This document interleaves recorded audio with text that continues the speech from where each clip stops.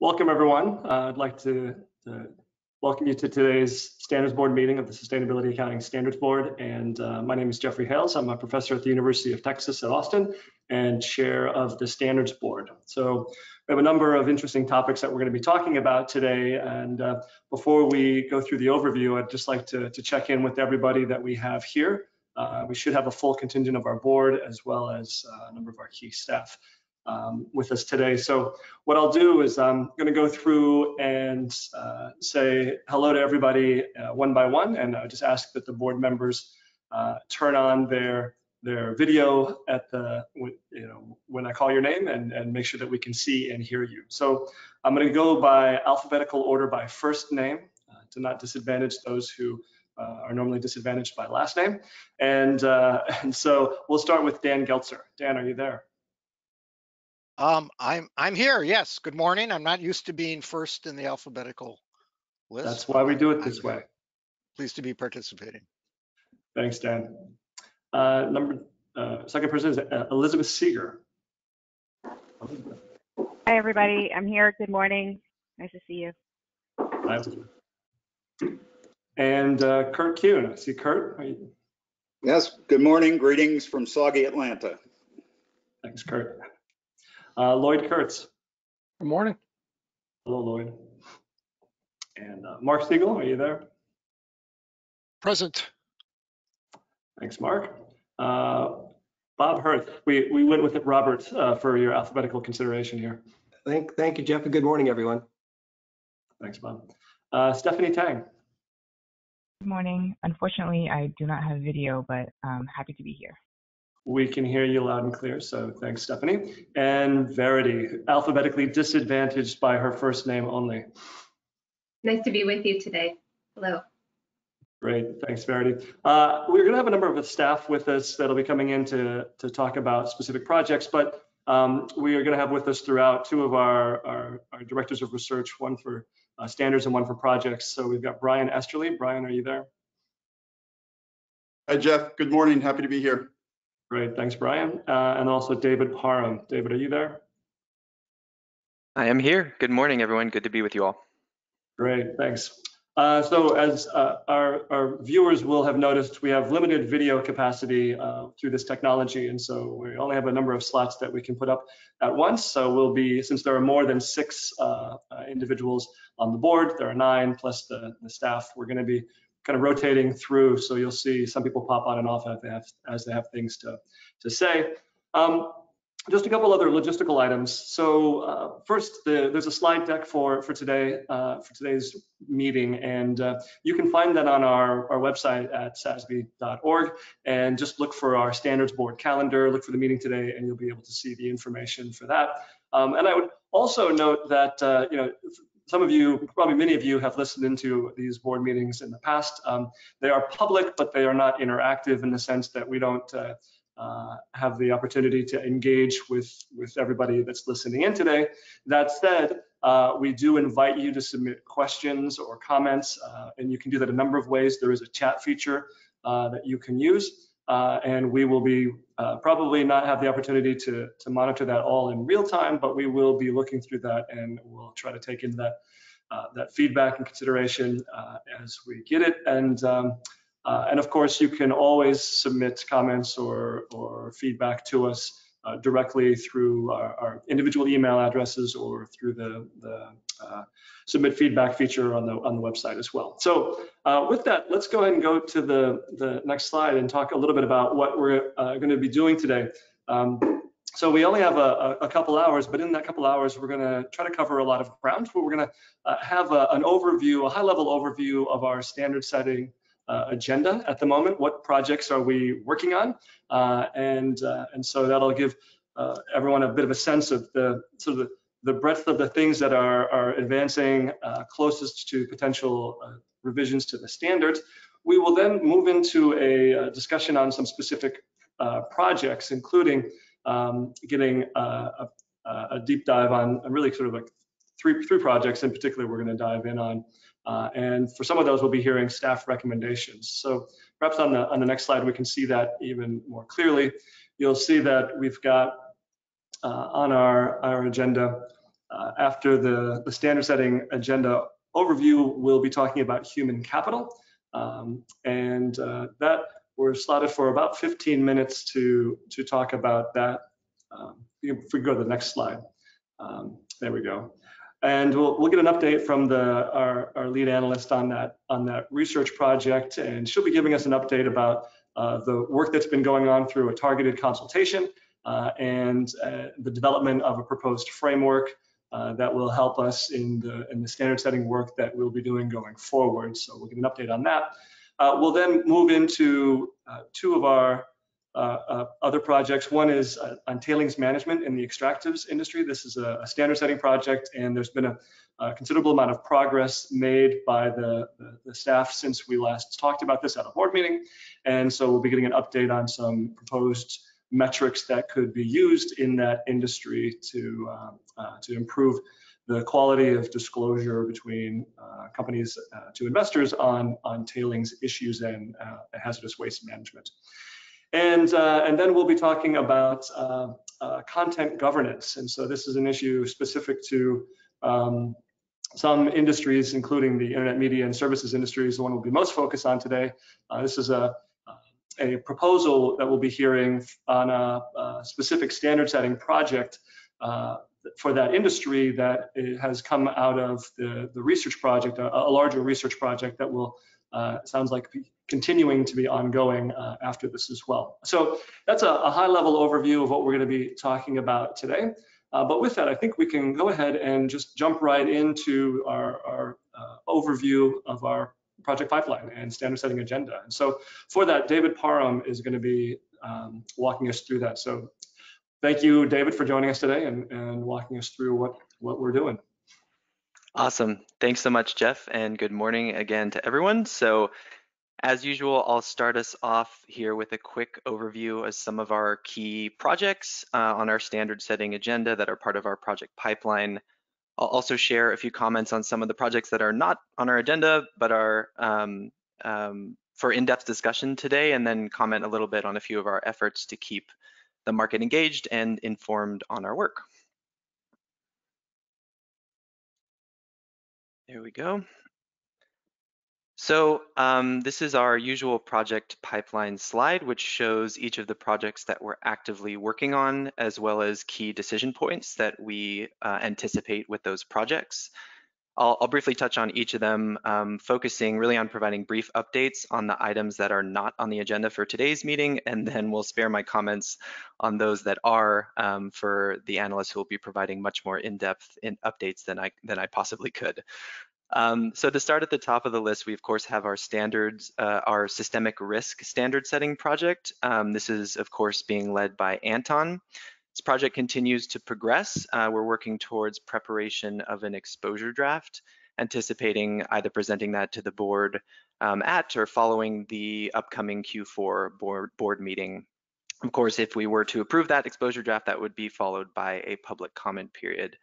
And just as a reminder, we did make significant progress on that project in our previous board meeting, where we reached a preliminary decision to remove an accounting metric in the asset management and custody activities standard, which calls for the breakdown of open-end fund assets by liquidity category. And of course, all decisions from previous board meetings or outcomes can be found in our summary of meeting outcomes, which is on our website for each board meeting.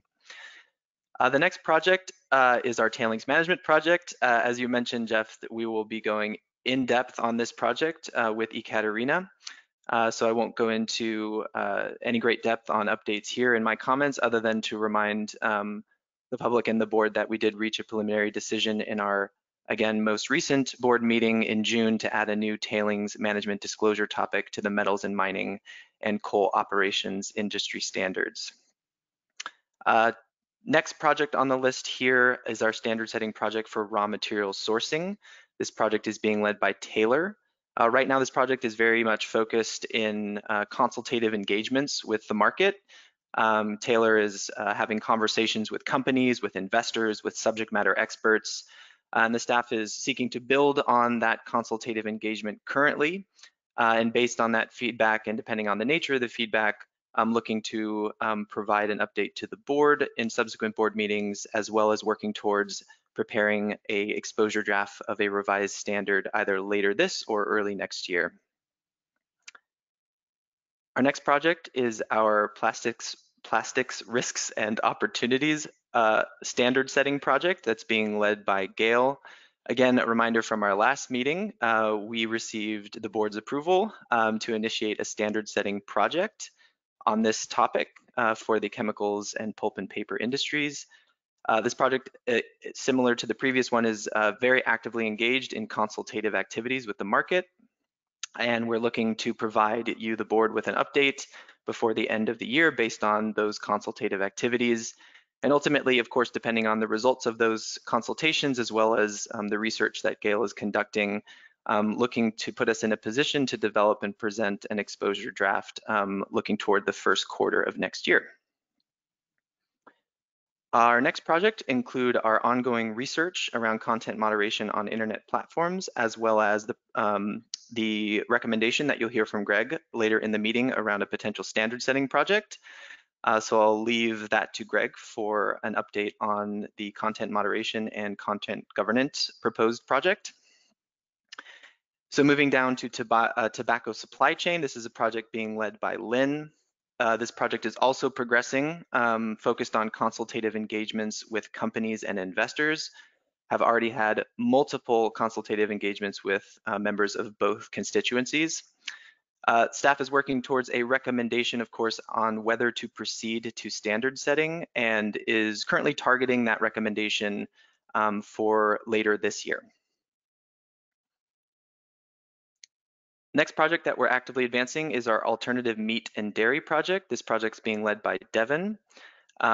Similarly to other projects, very focused on consultative engagements with the market and ongoing research, focused on investor and company engagement around this issue. And based on the results of consultation, the staff is looking to provide an update to the board in our Q4 meeting, and then working towards a potential recommendation on whether to proceed to standard setting in the first quarter of 2021. Our human capital project, of course, is being led by Kelly. Jeff, as you mentioned, will be getting an update on that from Kelly following this section. So we'll defer to her on the details there, but making a significant amount of progress on that project. And then lastly, of course, we have our rules of procedure and conceptual framework projects, which I'll provide a little more of an update on in the next slide, given we've made quite a bit of progress there, as many folks may be aware. So just a few high-level comments. Overall, you can observe that there's likely to be a number of key project updates and potential decision-making points over our next few board meetings. Of course, many of these projects, as I mentioned in my comments, are actively in consultation. I want to thank members of the public who are tuning in, who may have been involved in those projects and have provided feedback.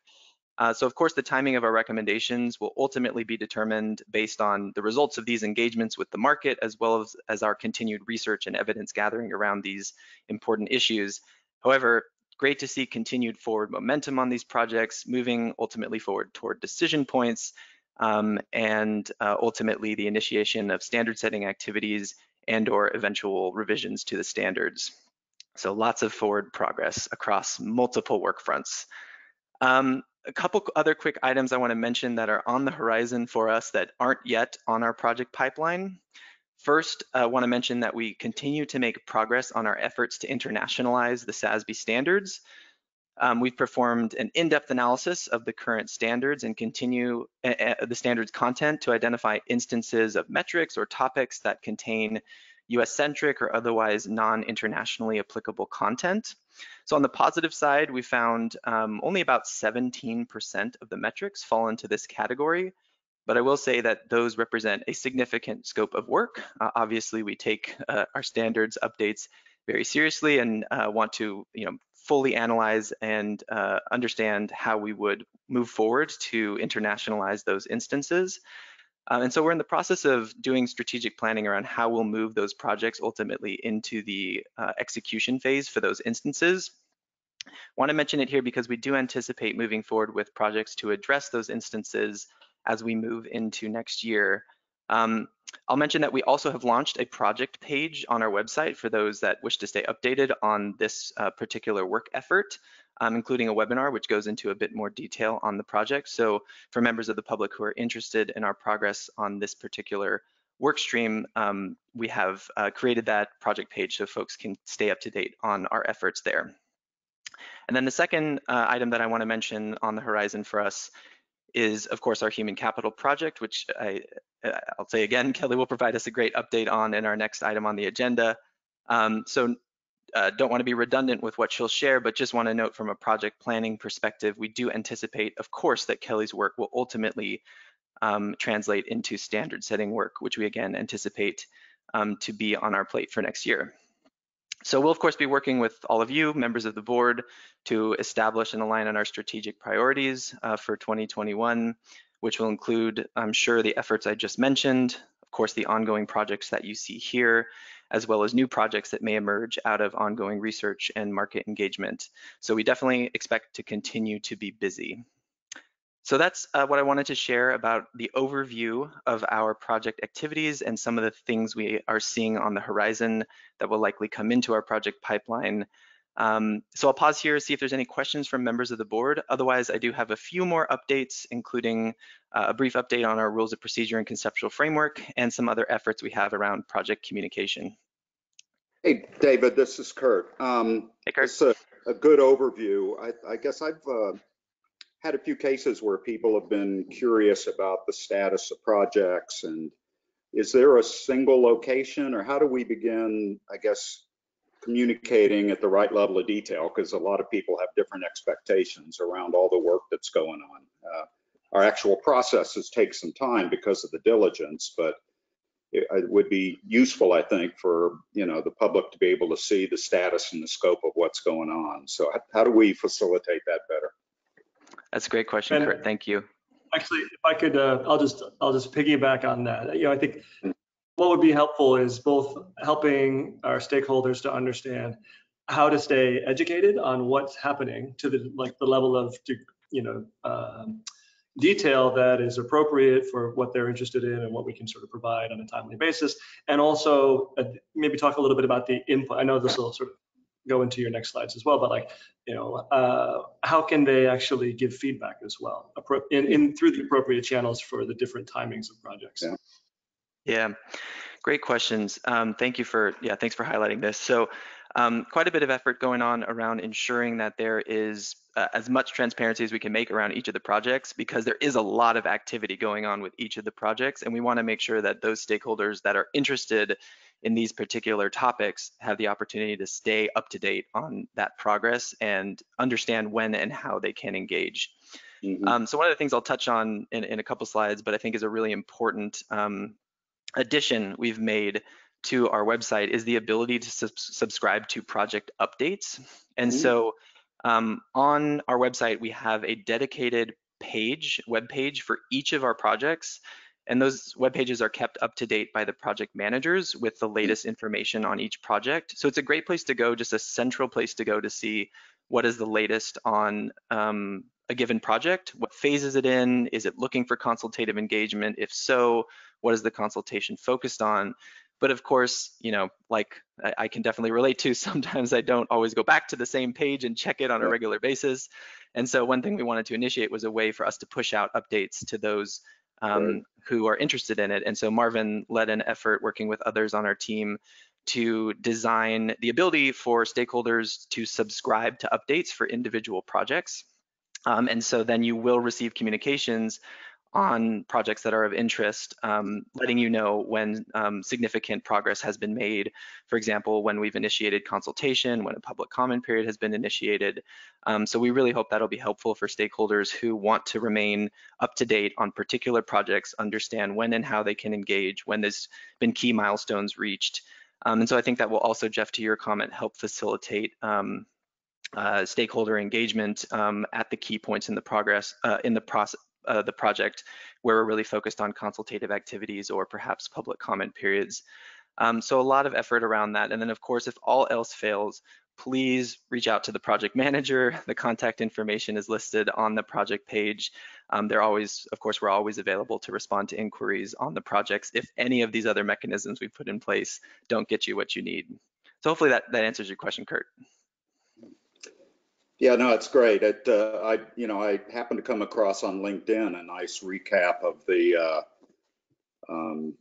summary on the tailings, and that just got me thinking about, is that kind of the length of what someone would see out on the website if they went to check on the status? Yeah, so I will definitely touch on that in a slide in a couple seconds, but that's a new series of content that we've created where we're really trying to help the public like go one step below and understand kind of the inside baseball on how these projects work and how particularly stakeholder feedback is integrated into our standard setting process. So I'll touch on that a little bit more in a minute. But yeah, that's an example of one of the things that we're doing to try to be as transparent and communicative as possible about how the sausage gets made with our standard setting. Mark, were you going to jump in on this? It was kind of a separate question. So make sure, Kurt. Yeah, okay. I'm done. Yeah, I'll just say on that front, though, that Kurt was saying the implementation primer and some of the other things that are up there on the website are phenomenal, and I've heard great feedback on it, on that in particular. My question was more of an update. I mean, it sounds like there's been a lot of great progress on a lot of these topics.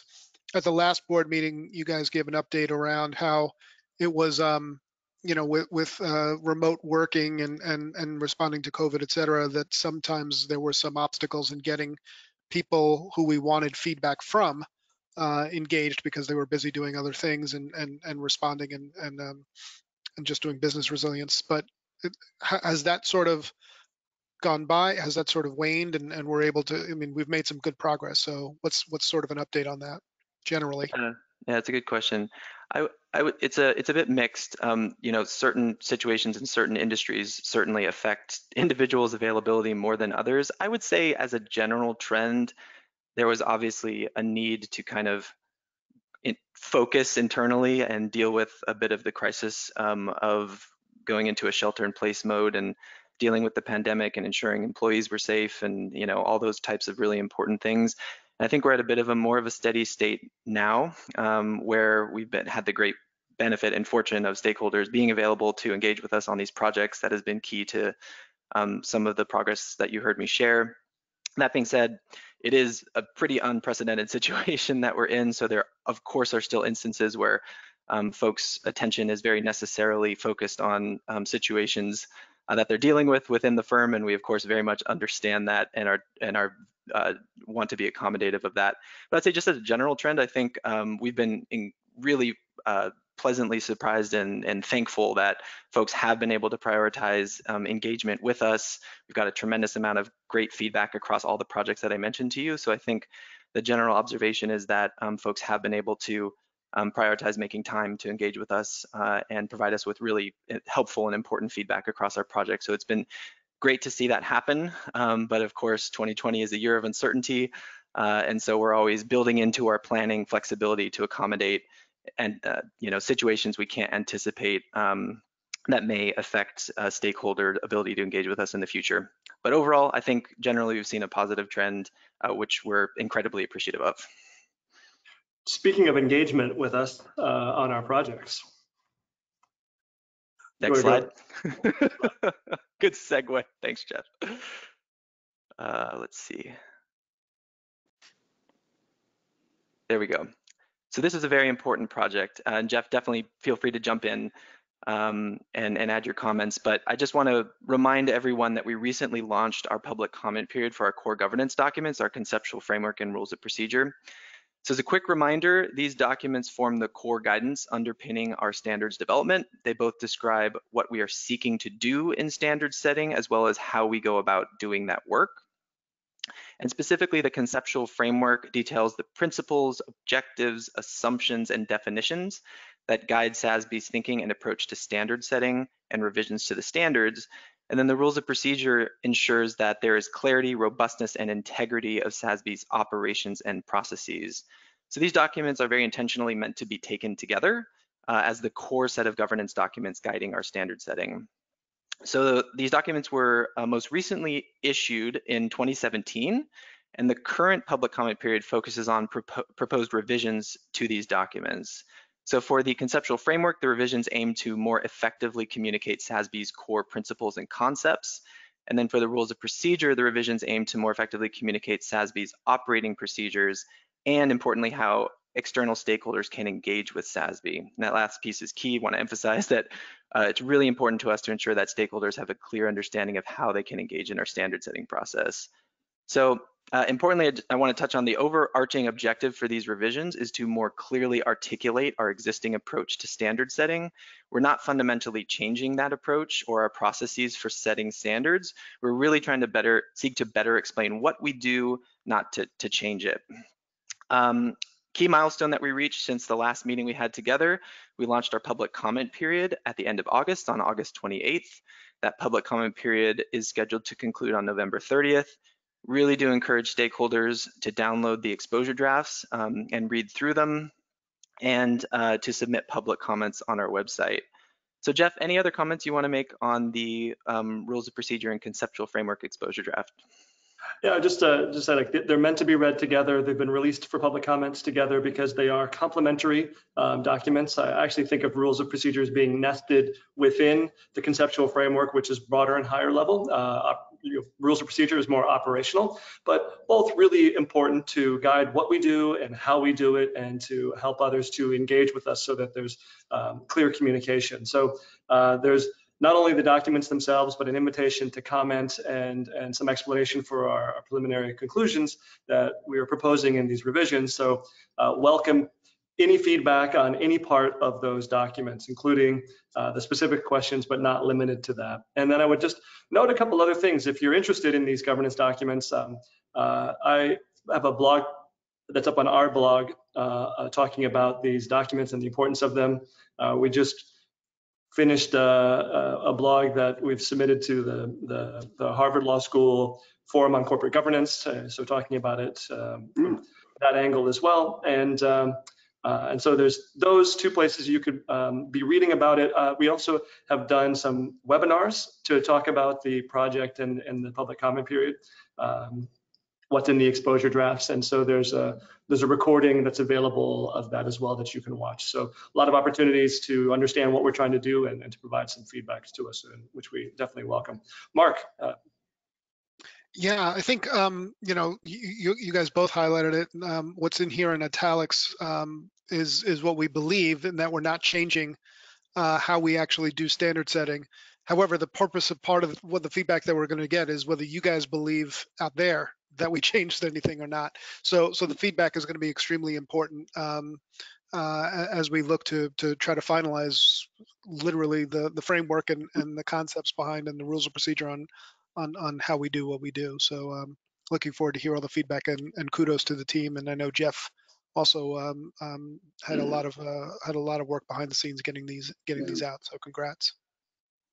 Thanks. Yeah, and I do think, having watched this process for several years anyway, this is just really a better reflection of the current environment. When some of the original work was done, this was very much of an uphill climb of making the case for sustainability investing and information. And so, at least to me, both the conceptual framework and the rules of procedures are an update that fits SASB's efforts into the modern context and talks about our more targeted approach to enhancing standards and globalizing. So yeah, I do think it was, even though this has been a lot of work, I think it's a great refreshing and really reflects the realities of today and what SASB does. So we'll see what the public out there has to think about it, but I think it is certainly much more relevant and isn't kind of beating the horse on making the case for sustainability and sustainability information, since the market has moved past that.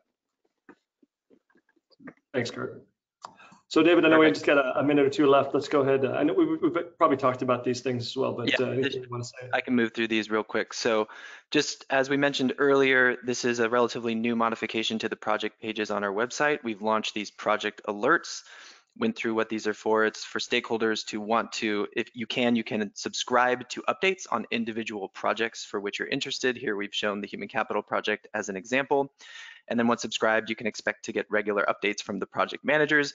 Great way to stay up to date on our progress on individual projects, including, if you're interested, those that are on today's agenda. So encourage folks to go to the website and sign up for those project updates if you're interested. Again, just want to thank and recognize Marvin and Ellen and others on our team who put this together on quite short notice to make sure that the public has the opportunity to stay up to date on our projects through this new feature on our website. Yeah, one quick comment from the Luddite on the board here. Sure. Can you guys send out like a link to get to this area rather than having to try to dig through the website? Sure, yeah, there's a link here on the slide at the bottom there in somewhat small text, but can definitely make sure that folks can find their way here and sign up for these easily. Thanks, Might Kurt. be a good way to announce that. Thanks. Good call. And then the last item is a new series of blogs. Kurt, thank you again for mentioning these that we launched earlier this week called Today in Market Feedback. Really want these blogs to focus on how our engagements with the market inform our research and standard setting work, and really just go below the surface and make this transparent and frankly entertaining. These are actually, I found them really fun to read and entertaining to read. So really gets into the details of the issues that we deal with, how we consider and incorporate feedback, and really how fundamentally important that feedback is to our standard setting projects and our research projects. So we launched the first blog in this series earlier this week, as you can see, focused on our tailings management project, which we'll have an update about today from Ekaterina. So for those who are interested in that project, in hearing Ekaterina's update today, certainly encourage you to go read that blog. It's a great complement to what we'll talk about today. And then this is a series of content, so we do plan to continue to publish pieces on different projects and how stakeholder feedback has been incorporated into those projects and really been a critical part of moving those projects forward. So encourage the public to keep an eye on the blog. And with that, that'll conclude my high-level project and engagement related updates. So happy to answer any last questions. Otherwise, happy to turn it back over to you, Jeff, to move to the next item on our agenda. Great, thanks, David. Appreciate the update. I know we've got a lot of interest in human capital, so let's try to get as much into this as we can.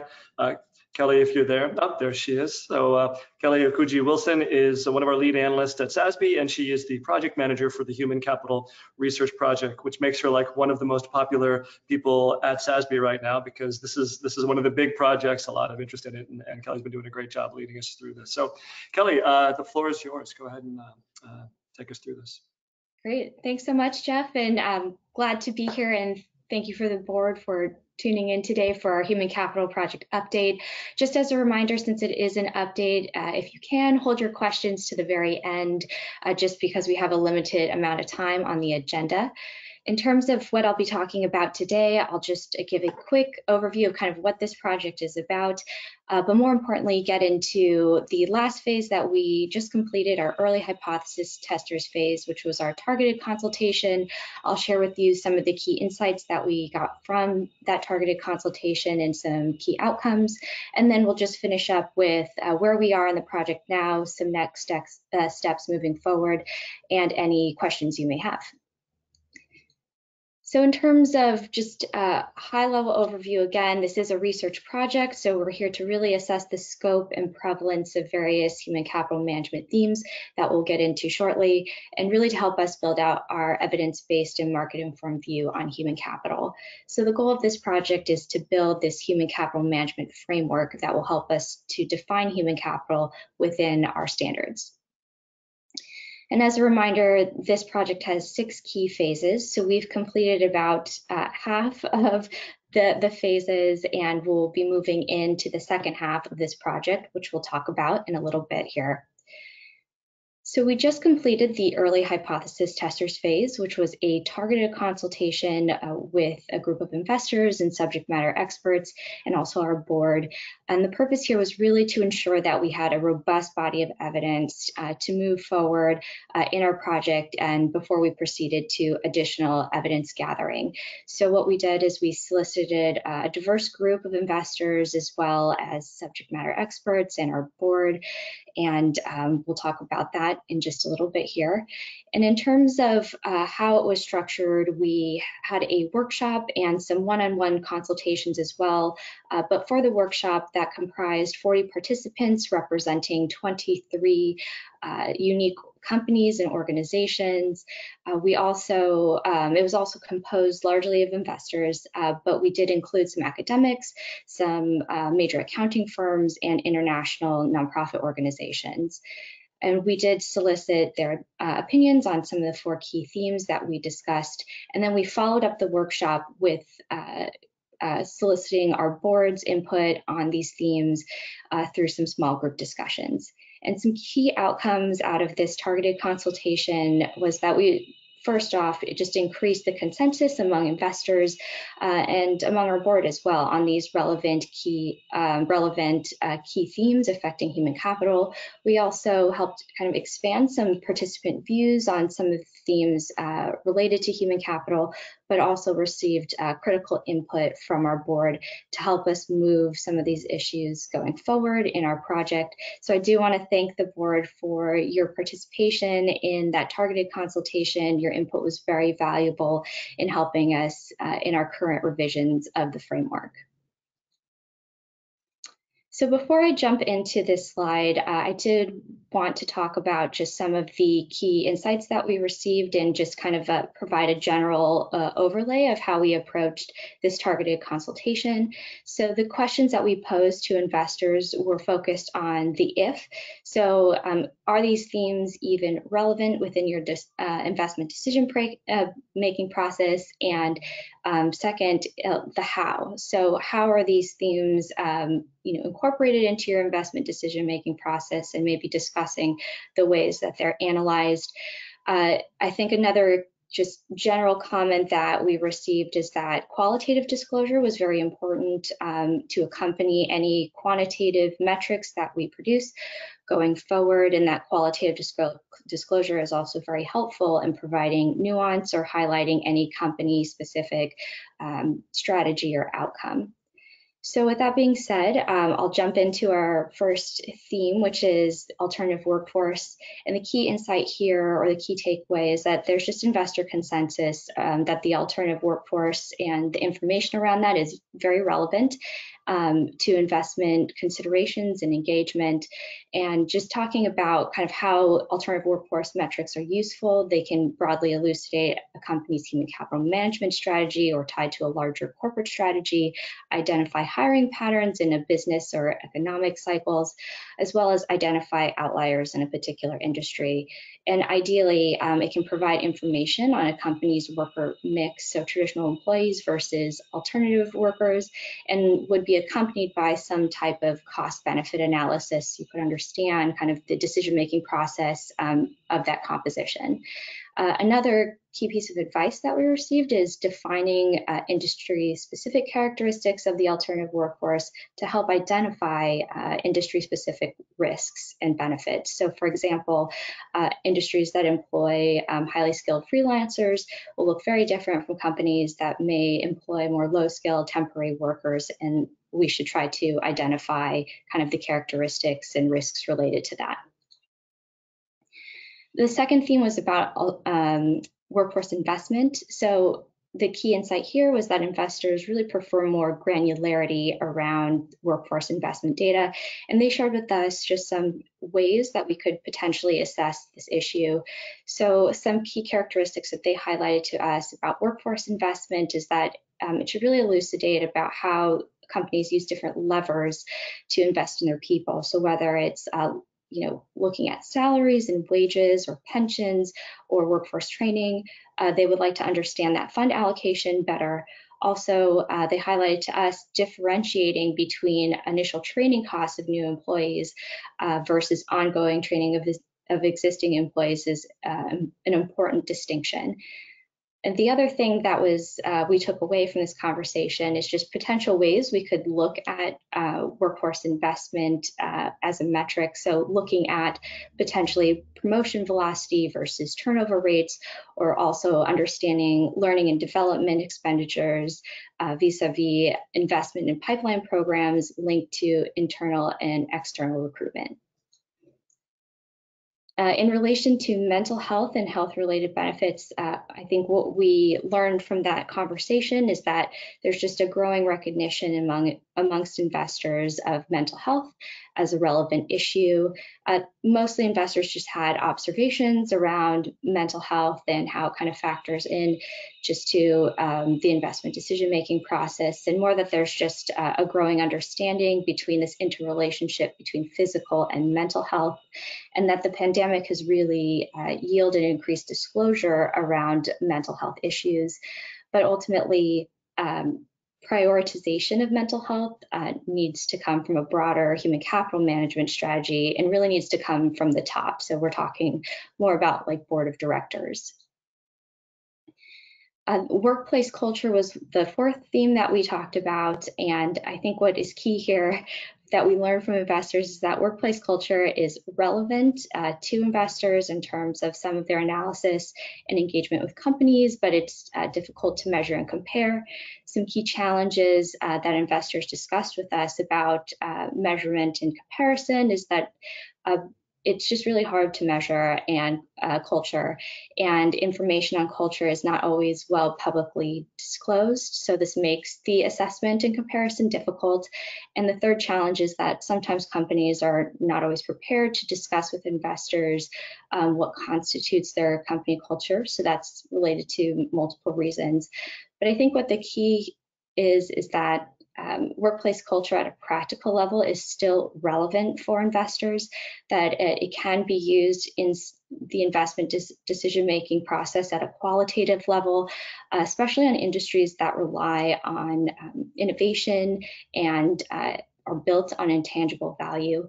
It can also be used as a key engagement tool with companies to help elucidate any nuances or possible competitive advantages for a corporate strategy at a qualitative level. And I think the third key point here is that diversity, inclusion, and engagement, which is within our standards currently, are key indicators of culture, at least for investors, that can still be credibly linked to the financial statements.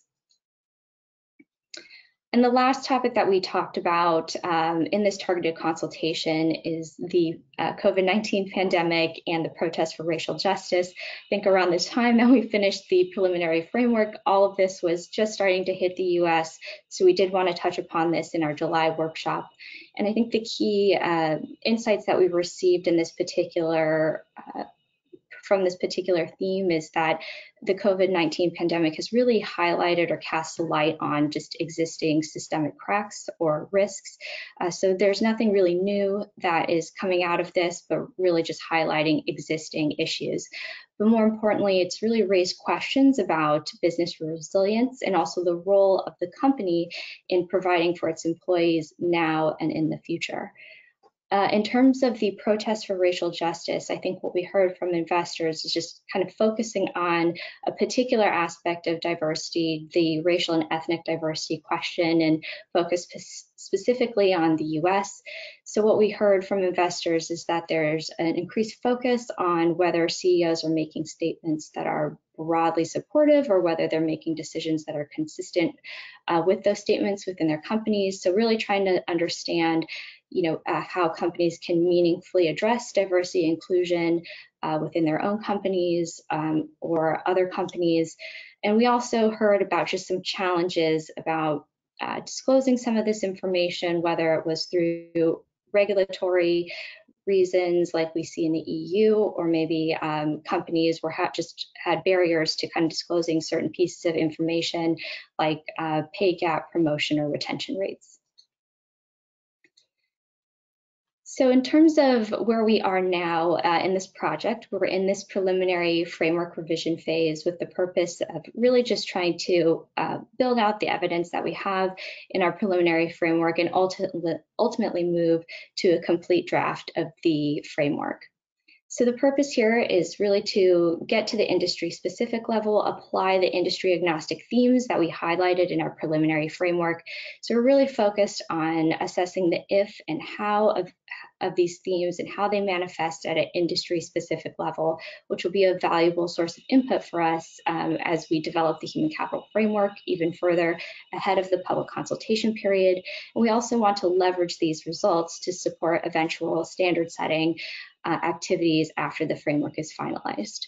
So ultimately, what we'll get out of this is we'll further develop the framework based on industry-specific ways that these themes are manifesting in our 77 industries. And then we'll gain further clarity on the contents of the preliminary framework at an industry-specific level to help support our eventual standard-setting activities. In terms of this slide, I wanted to just highlight what we plan to provide to the board at the end of this project. So key deliverables and outcomes. There's 4 components. So the first being this human capital framework, which will identify and address the relevant human capital themes that are broadly impacting industries at as a business critical sustainability issue. We are planning to produce an industry heat map, which will identify potential industries where these human capital management themes have industry-specific manifestations, and importantly, highlight areas for potential research or standard-setting activities. We'll also want to provide a preliminary recommendation on the general issue categories, and that will outline the staff's view on human capital, on the human capital sustainability dimension and the general issue categories. And lastly, we do want to provide recommendations on the first tranche of our project pipeline. So we'll be recommending an initial set of areas we want to begin with industry-specific research and/or standard setting. So I'll just conclude with this next steps, immediate next steps. We're preparing for the public consultation period, so we'll be first just strengthening the evidence that's in our preliminary framework and research additional items that were raised by investors during our targeted consultation. And we'll also be exploring these industry-specific sustainability impacts based off of the themes that we highlighted in our preliminary framework. And then as the next step after that, we will open up the public consultation period targeting for October and November. But of course, we'll keep the board updated on any major developments as we prepare for the public consultation period. So I'll pause here to see if you have any questions at this time. Yeah, so I know we're short on time, and this is the sort of topic that we could ask a bazillion questions on. So I already see the board lighting up. I'll just make sure to sort of qualify this by saying burning questions only, but because this is not really meant to be something that we're going to be diving into for you to get board feedback today, so much as being an update to the board. I wonder though if you could just sort of jump to one of the timeline slide where you've got like it's 2 forward, no forward, yeah, to 1 more. There we go. Yeah. So I just want to highlight this because I think this project is a great example for those who are listening, wondering how do they engage with SASB and at what points in the process. One of the things we talk about in the rules of procedure is how to do that, when to do that, and how it can sort of have a differential impact on what we're doing at a particular point in time. And because this is again a very big project that is meant to inform a lot of what we could potentially do to improve the standards, since there's already a lot of human capital issues reflected in the standards, but we're looking for targeted opportunities for improvement there. We're very much at like the early stage of this timeline right here. And in the rules of procedure, as we talk about things like roundtables and convenings that we have to better understand issues, that's maybe more common language, just so those who are listening in, when they hear early hypothesis testers, that's really just like a roundtable where we're looking to get input. So so for those listening in, they can understand that like this is still very early stage to help influence what we consider working on. And so it's a great opportunity to get feedback. And thanks for the update, Kelly. Great job with that. Bob, I think you were first up. Yeah, thanks. Kelly, my quick comment would be, I just think we should rethink the words alternative workforce. What we think alternative is no longer alternative, and maybe just we can talk about words, but maybe the notion of workforce models, because I think what we think was alternative of, part-time or offsite and everything, that's already fully baked into what companies do. They have choices among those. So I'd like you to think about changing those words. And Dan? Yeah, thanks. Kelly, first, thanks for that great summary. And I think this has already been acknowledged. This is really an important project. So thanks for your work on it. Just two quick things. I wanted to make the point that Jeff just made, that people shouldn't take away that human capital isn't already part of our standards. This is a project that looks at how to enhance the human capital coverage in the standards, but there's a lot there already. Along those lines, I guess as people are aware, the SEC recently adopted a disclosure requirement on human capital, and maybe a little outside of the scope of what you're doing, Kelly, but we might want to think about a little education or interpretive statements to help companies in the US understand how our existing standards might help them with complying with the SEC's new requirement. Thanks, Dan. Yeah, that is a great comment. The SEC guidance says report the number of employees that you have and other metrics that are important for managing human capital within your company, but they don't they're not prescriptive in that sense. But I think the current industry standards are already a great way to have a starting point for those sorts of disclosures that companies might include. And of course, we're hoping to add to that through this project where there's good opportunities for improvement as well. So again, I hope we can get the word out on what we have already that might be useful to companies. But right. Thanks. Thanks, Dan. Okay, Kelly, thank you so much for your time today. Really appreciate that. Thank you. Look forward to future updates on this one. Let's go ahead and move to tailings management and extractives. Ekaterina Harden is going to be talking to us about that. She is the analyst and the project lead on this particular effort. So Ekaterina, the floor is yours. Thank you, Jeff, and good morning, everybody. So let's get to the project update on the standard setting project named Tailings Management and Extractives. And we have two objectives for today's session. First of all, I'm going to present the board the metrics that I have developed for the newly added tailings storage facility management topic, and for the existing topic of waste and hazardous materials management. And then I believe, the metrics that I have developed provide a helpful and useful solution to the problem that this project is aiming to solve. However, there are a few open issues that I would like to discuss with the board and the public when time comes. So that is the second objective for today's session, to have a discussion on those open issues.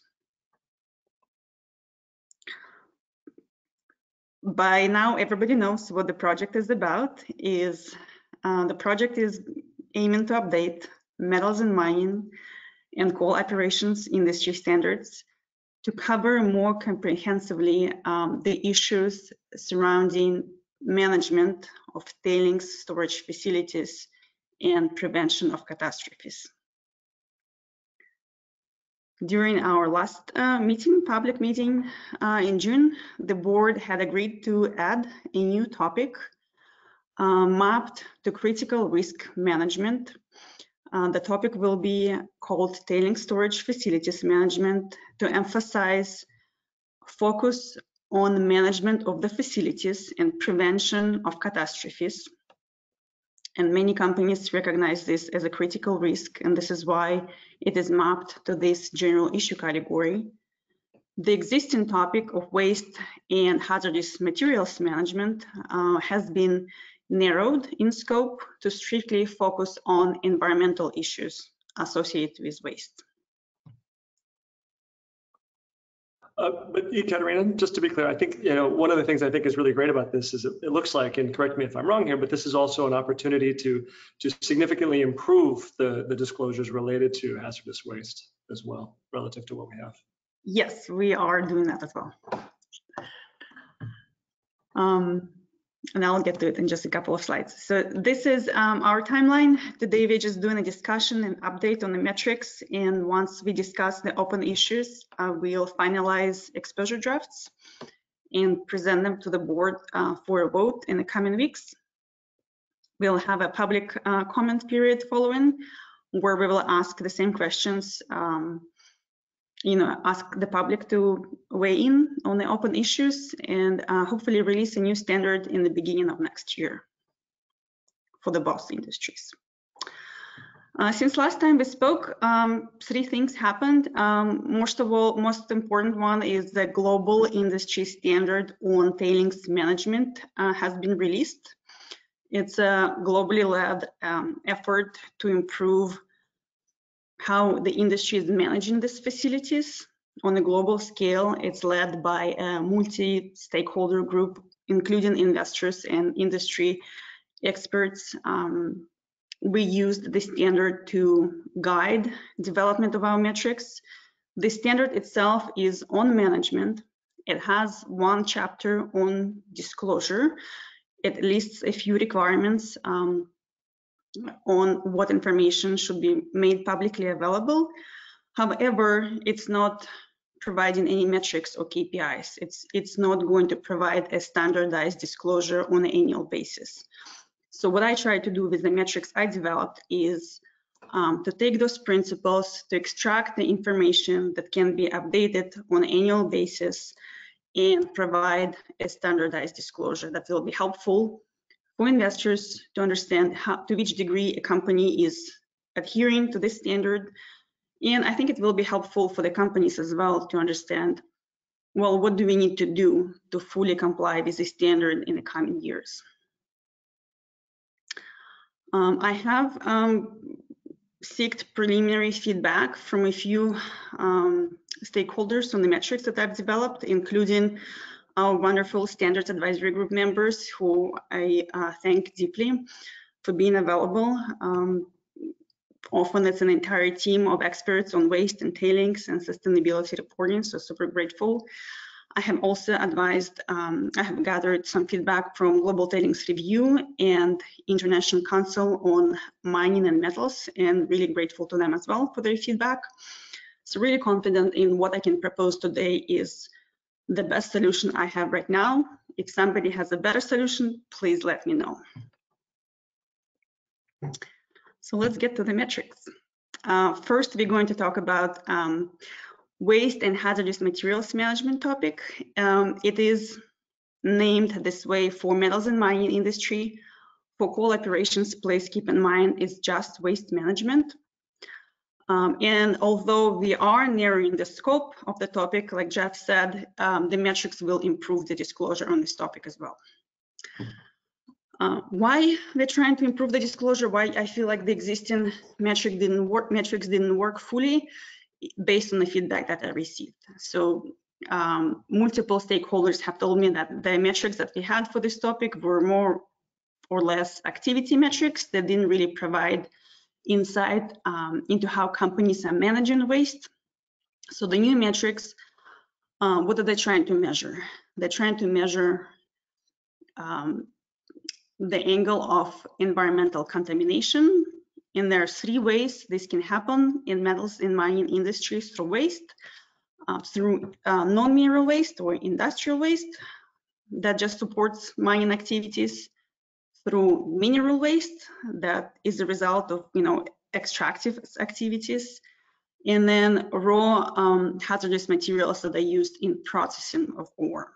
And again, this applies to metals and mining only, doesn't apply to coal operations.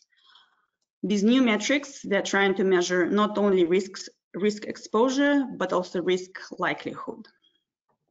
So let me tell you what I mean by this. To measure risk exposure to environmental contamination, first, I've heard from investors they would like to know how much waste company is producing of both types, mineral and non-mineral. And then if a company is using any hazardous materials in their processing, which can also be harmful to the environment, they would also like to know that and what kind of materials company is using. So these top 2 metrics existed in the previous, in our current standard. The third one is being added, and what we're also adding is a backwards looking metric and a forward-looking metric to assess the management aspects themselves. So we are going to ask for number of incidents related to raw hazardous materials and related to hazardous waste. That will give a snapshot to investor of prior history of the company, how risky they are in terms of their waste management. And then to provide a forward-looking metric, we will ask companies to describe their waste and hazardous materials management practices for active and inactive operations as well. So this is our new waste and hazardous materials management topic. These are the metrics.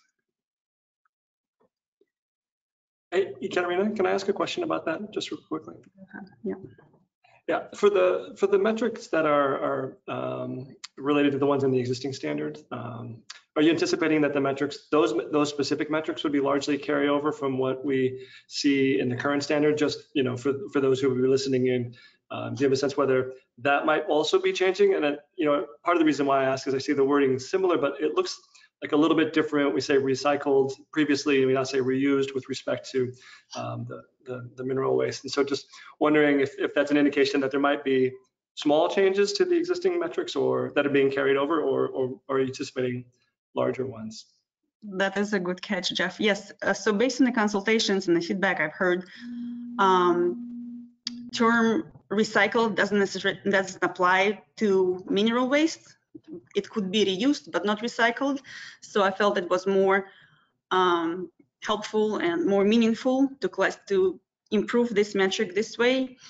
And then for the hazardous waste, it could be recycled, but obviously not reused. So these are the improvements we're making to the existing metrics. Oh, okay, but for, you know, current reporters, for example, they wouldn't necessarily for these metrics be expecting the revised standard to be particularly different with respect to the ones that are. I think they already reported according to these metrics because this would make sense for the industry and they would provide why they modified it. So I feel like this is more aligned with how disclosure is already made. Perfect, thanks, that helped. I appreciate that. All right, so let's move to the tailing storage facilities management, the big act. Same approach. We are trying to measure risk exposure and risk likelihood, and the sustainability impact are here are both environmental and social, of social nature, and environmental, and the ways they can, the ways that environment and social capital can be impacted is through a failure of a tailing storage facility. And a failure doesn't always mean a collapse. It could be, you know, a fault in a structural integrity. And then the consequences of a failure could be reduced if a company has well-established accident preparedness and emergency response procedures. So those are all meaningful angles to address with metrics for this topic, I believe. And these are the metrics. So metrics number 6 right now, this metric is being carried over from our existing standard. It's being moved over from a waste management topic to the new tailing storage facilities management topic, but it's being slightly modified as well. So first of all, to measure risk exposure, investors would like to know what kind of facilities and how many a company owns and operates. And then what is their consequence classification? In our existing standard, we are asking for hazard potential, which is assigned to a facility at the design stage. And the classification system we referred to was US-centric. We are making an improvement to this metric that will provide a global assessment to consequence classification now. This classification is according to the global industry standard on tailings management, which is global and applies to every company in the same way. This consequence classification could be reassessed once there is a change that is warranting a reassessment, so it's not just at the design level, but also takes into account full life cycle of the facility. So this is the improvement that's made to this metric. And then we are adding new metrics that will actually measure the management itself of the facilities. First of all, metric number 7, we are going to ask companies to give investors a quantitative disclosure, a time series that would help investors to understand how often companies are inspecting their facilities. And the metric itself is modeled after our water scarcity metric that we have for this industry as well, where we ask for percentage of sites located in the high water stress regions. Here I'm asking for percentage of facilities with consequence classification of high and above, percentage of those facilities of that classification that have been subjected to independent dam review in a reporting year. And then for percentage of those facilities that have been inspected, how many of them had material findings and what corrective measures company has taken to address them. So this is the management of structural integrity of facility. And this is a quantitative metric that will provide actual time series to investors. Then we add in 2 qualitative metrics. One is a description of other management systems that company might want to use to ensure structural integrity of their facilities, that what are they doing to prevent failures. And then another will be description of emergency preparedness and accident response policies in case a failure does occur. What can they do to reduce consequences? So this is a snapshot of the metrics for this topic. First objective accomplished for the session. I'm going to move forward with the discussion. So first of all, since we're trying to develop the standards that are globally relevant, first open issue or first challenge we faced is definition of hazardous waste and hazardous materials. It varies based on geographical location of a company, where they operate, based on jurisdictional requirements. So it is a known issue. We have this in some other industries in standards, and the way we approach this in the past is just allow companies to use what makes sense most for them according to their local jurisdictions, and then just be super transparent about it, provide the definition that they use. This, of course, reduces comparability in some way, but I feel like this is required for cost effectiveness, and just because it's impossible for us to come up with a definition. The industry doesn't have a commonly accepted definition. I have consulted multiple experts on this, and this is the advice I was given. Just let companies classify and define wastes, what makes sense most for them. So just want to make sure that the board is aware of this, and if you are comfortable with this approach when time comes to defining technical protocols for this metric. Yeah, Verity? Katerina, thanks for this presentation, and I also just want to repeat what your congratulations and your thanks on behalf of the board for the contributions from the Standards Advisory Group. It's really great to not only have a geophysicist and geologist on staff, but also to have the resource of all those company members. So that's wonderful.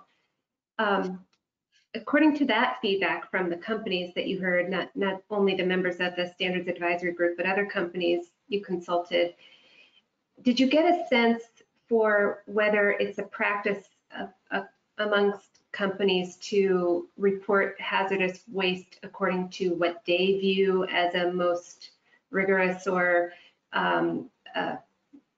sort of highest standard that they would have a company policy to adhere to in addition to meeting the local jurisdictions? Or do companies from a practical level only report the jurisdictional definitions according to the sites where the sites are located?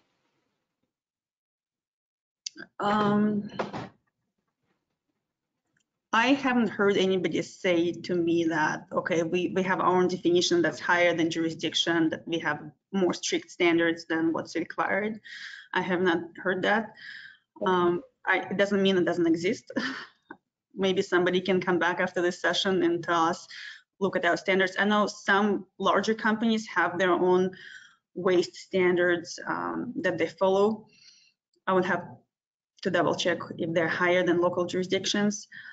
Sometimes companies will categorize waste by what makes sense to them in terms of mineral, non-mineral, recycled, reused, but they will not usually define hazardous materials themselves.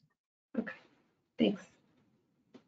Yeah, so one thing I would think about with respect to the impacts for comparability, to me, it's not as simple as saying, well, if we allow for regional differentiation or distinction, that's going to harm comparability, because it really kind of depends on like what we're trying to get at. So, you know, if, for example, like the primary channel that we're concerned about for financial impact is like a regulatory fine, then actually sticking to something that like reflects where those fines are likely to be levied may actually lead to reported results that are more comparable to, because they really capture the likely risks related to fines.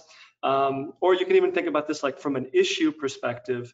I think of like, you know, around the globe, you have differences in terms of like anti-discrimination laws and statutes, but that ideally like regulations could reflect the issues that, you know, in a more focused way than we can from a global perspective. So I just want to make sure that we don't send the wrong message that just because we're doing something that's regional, we're going to harm comparability. In fact, if we can do it well, it could lead to improved comparability.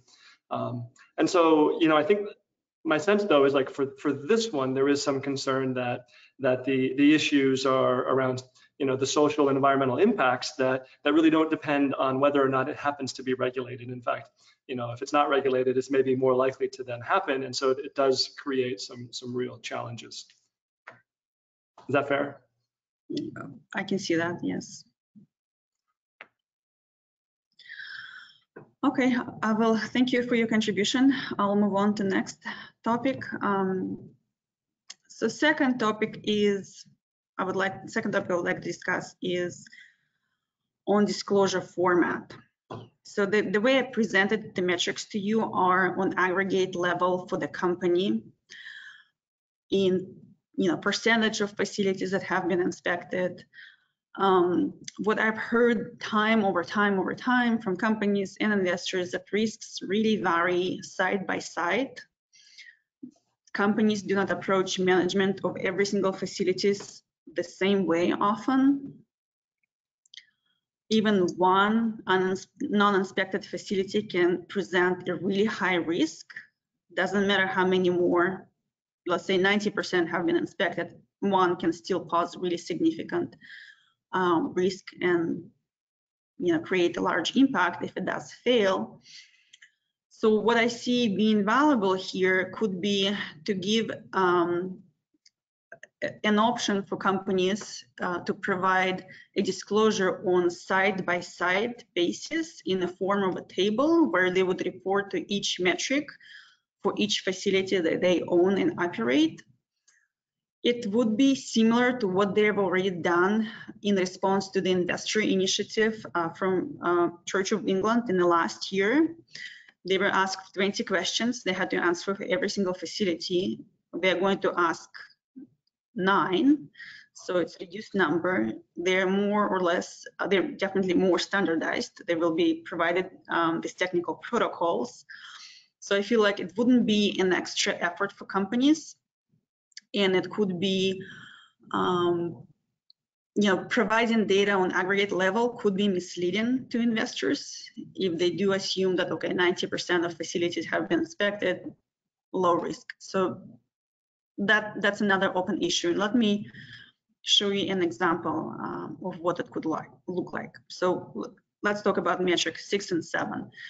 Number of facilities with high and above classification, percentage of high and above that have been inspected, and then percentage with material findings. Here's an example. On the top, I have a table that just responds to these metrics on the aggregate level. Here I have a company with 14 total facilities. 7 of them are classified high or above according to the global industry standard on tailings management consequence classification matrix. This company in the last year have inspected 5 of those 7, which results in 70%. And 4 to 5 of those facilities came back with material findings.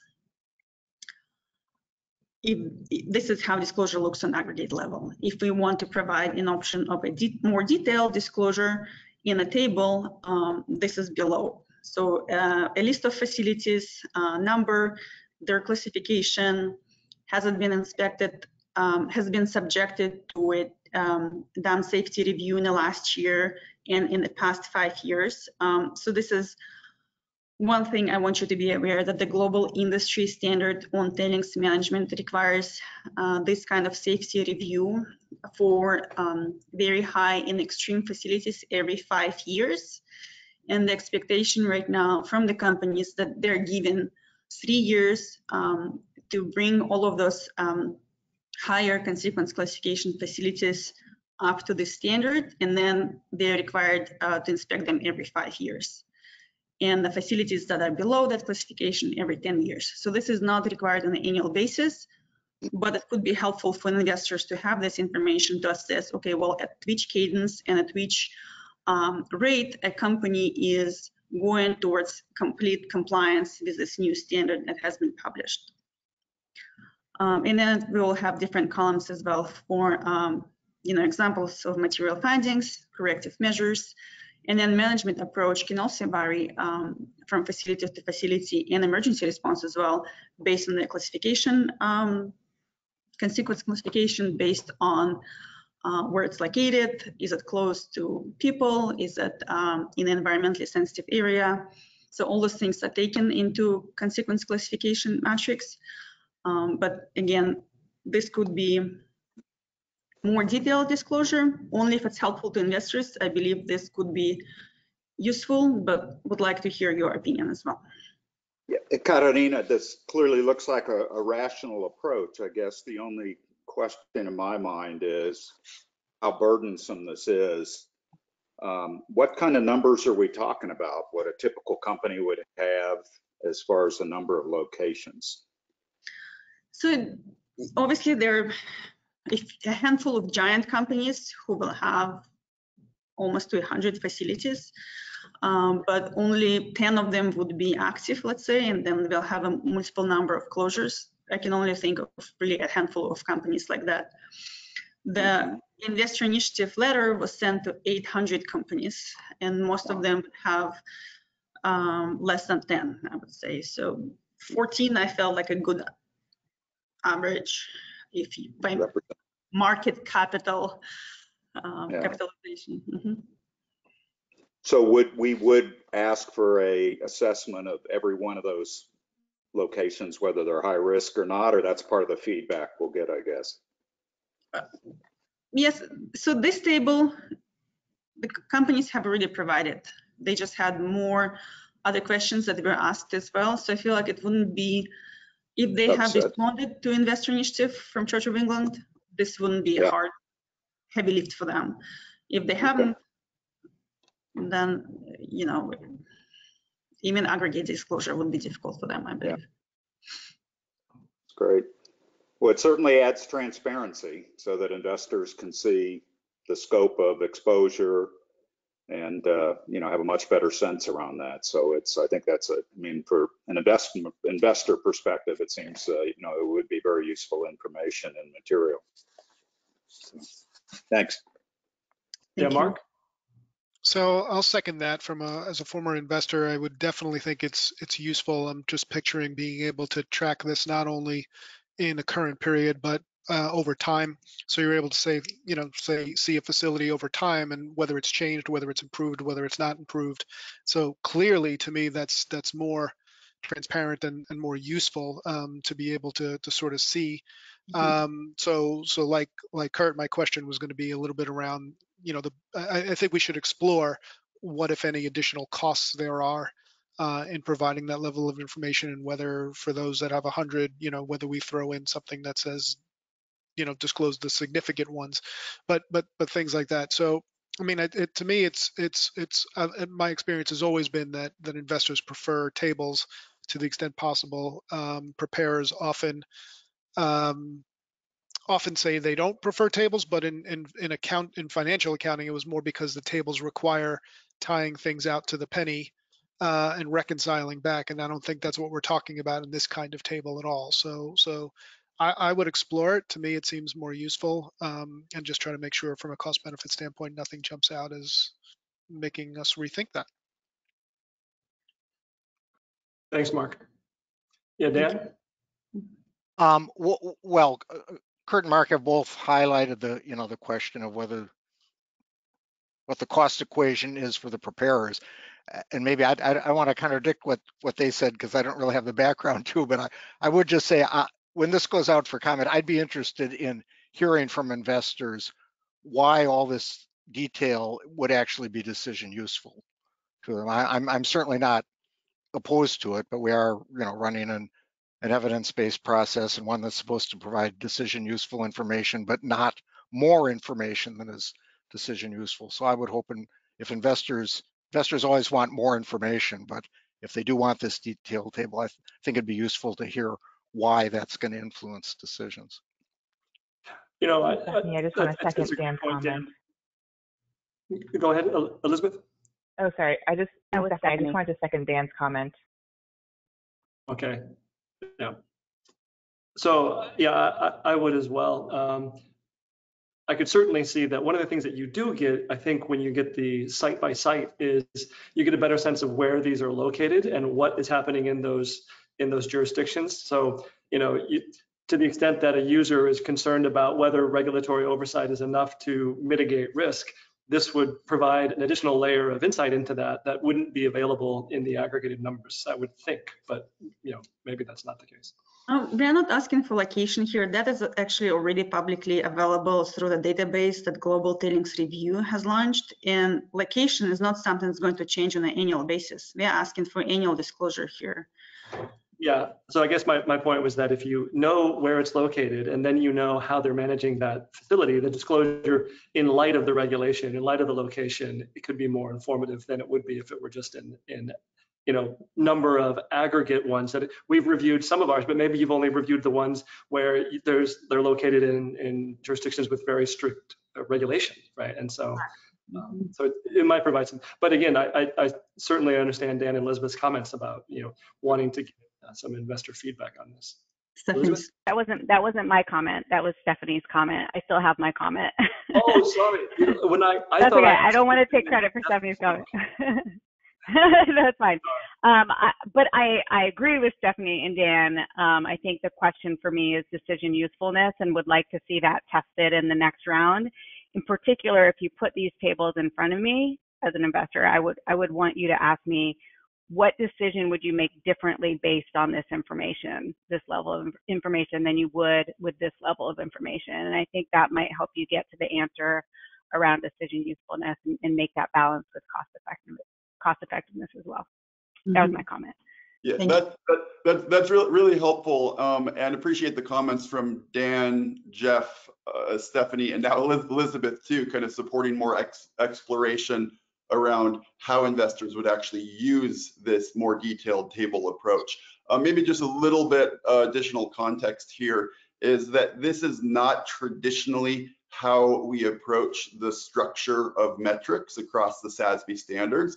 Typically, not an absolute rule by any means, but typically we do tend to focus more on the aggregated data point level in an effort to maximize both decision usefulness and cost effectiveness, as we all know. In this case, and having had the benefit of working with Ekaterina along with some other staff colleagues in the development of the metrics proposal here, I think we first started on a kind of erring on our maybe more common approach to the aggregated metric level and exploring the exact kind of structure of how to create those aggregated metrics in a way that really truly is useful for investors. I think that's what led us to really wanting to surface this question to the board, and maybe in putting this option out here. And maybe this is one of those rare circumstances where we call for more of a detailed table approach. There are a couple other examples throughout the SASB standards, something like the diversity metric or a series of diversity metrics is one example. One of the reasons why I'm sharing this comment is just to ensure that we at the staff level really, hear your comments and do seek to be conservative before we come forward with wanting to put something out there on the table that does call for more disclosure, more detailed, granular disclosure than we might traditionally ask for. So just a little bit more context. That's helpful, Brian. I guess I would think of it in terms of, we need to disaggregate when aggregation obscures, information that would be important enough that it's worth the cost of disclosure. And I think, your diversity example is a great one, that a lot can be lost when you aggregate across certain types of categorizations. And to me, we'll do more due diligence on this, but it certainly seems like the numbers are relatively small. If there are 3 sites and you get a percentage and you're wondering which one is the one, it's not that much additional cost to say in a lot of cases. And even for the very large firms, it just seems like we're not talking about really lengthy disclosures. And this is, as Ekaterina knows, this is a super important topic in terms of like materiality. You look at these companies, I just, did some research looking at this, and, companies will mention tailings 100 times in their annual report, and then another 100 times in a sustainability report. And so the management of these facilities is important. And a lot of that is like site-specific references, but then you get these aggregated disclosures. And one question I had for you, Ekaterina, was, do we have any examples of firms that have already provided in their reports a detailed table? Because I think that it's more likely that they're providing these kind of aggregated figures, oftentimes in nice graphics, but not necessarily in really, from what I saw, not particularly informative disclosures. Yes, so I have one more slide on it that I think might help this discussion. So some companies have now released their 2020 sustainability report, where they improved on their response to the Church of England initiative, and they either provided a supplemental report just strictly on tailings facilities, which I felt would be overwhelming to investors. It is strictly, it's high detail, it's very technical. So I felt like this would be, a solution to provide a detailed disclosure, but not overwhelming, over technical document that investors might not have the expertise to understand, or even desire to understand. Some of course investors really know their companies and enjoy reading such documents, but not all of them. So let me show you one more slide that might be helpful. So if we don't want to do a detailed table, there's a different way we can approach this. If we just stick to aggregate, with aggregate disclosure, we could either disclose in percentage or in a number of facilities, or both.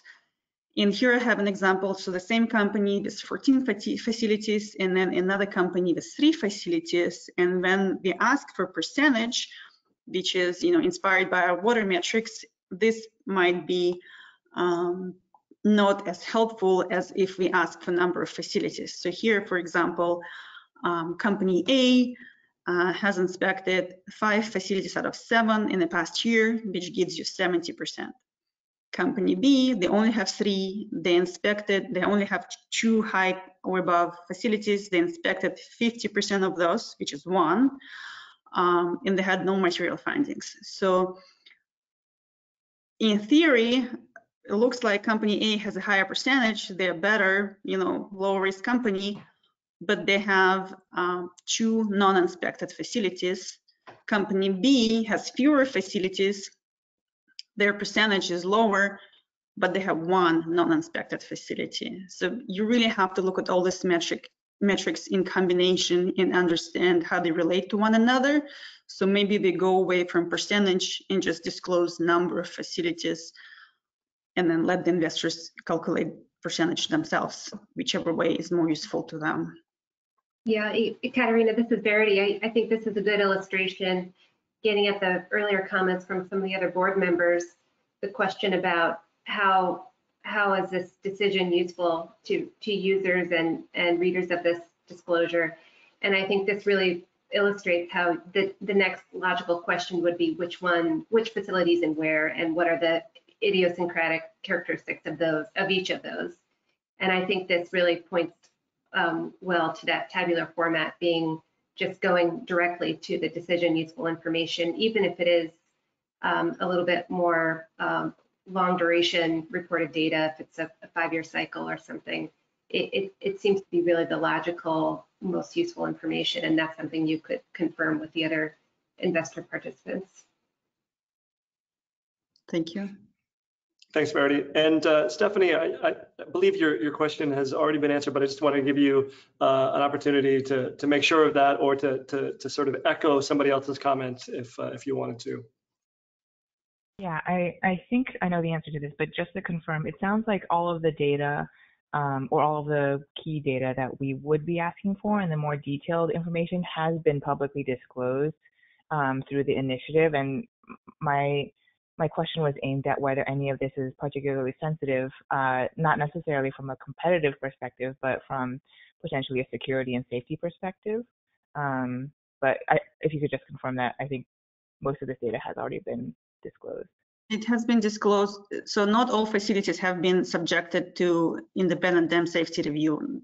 That might not have been disclosed, or there are certain ones that have been and have been doing it for a long time. You know, anybody who's in Canada has been doing it for a long time. There are some other jurisdictions who haven't been doing it.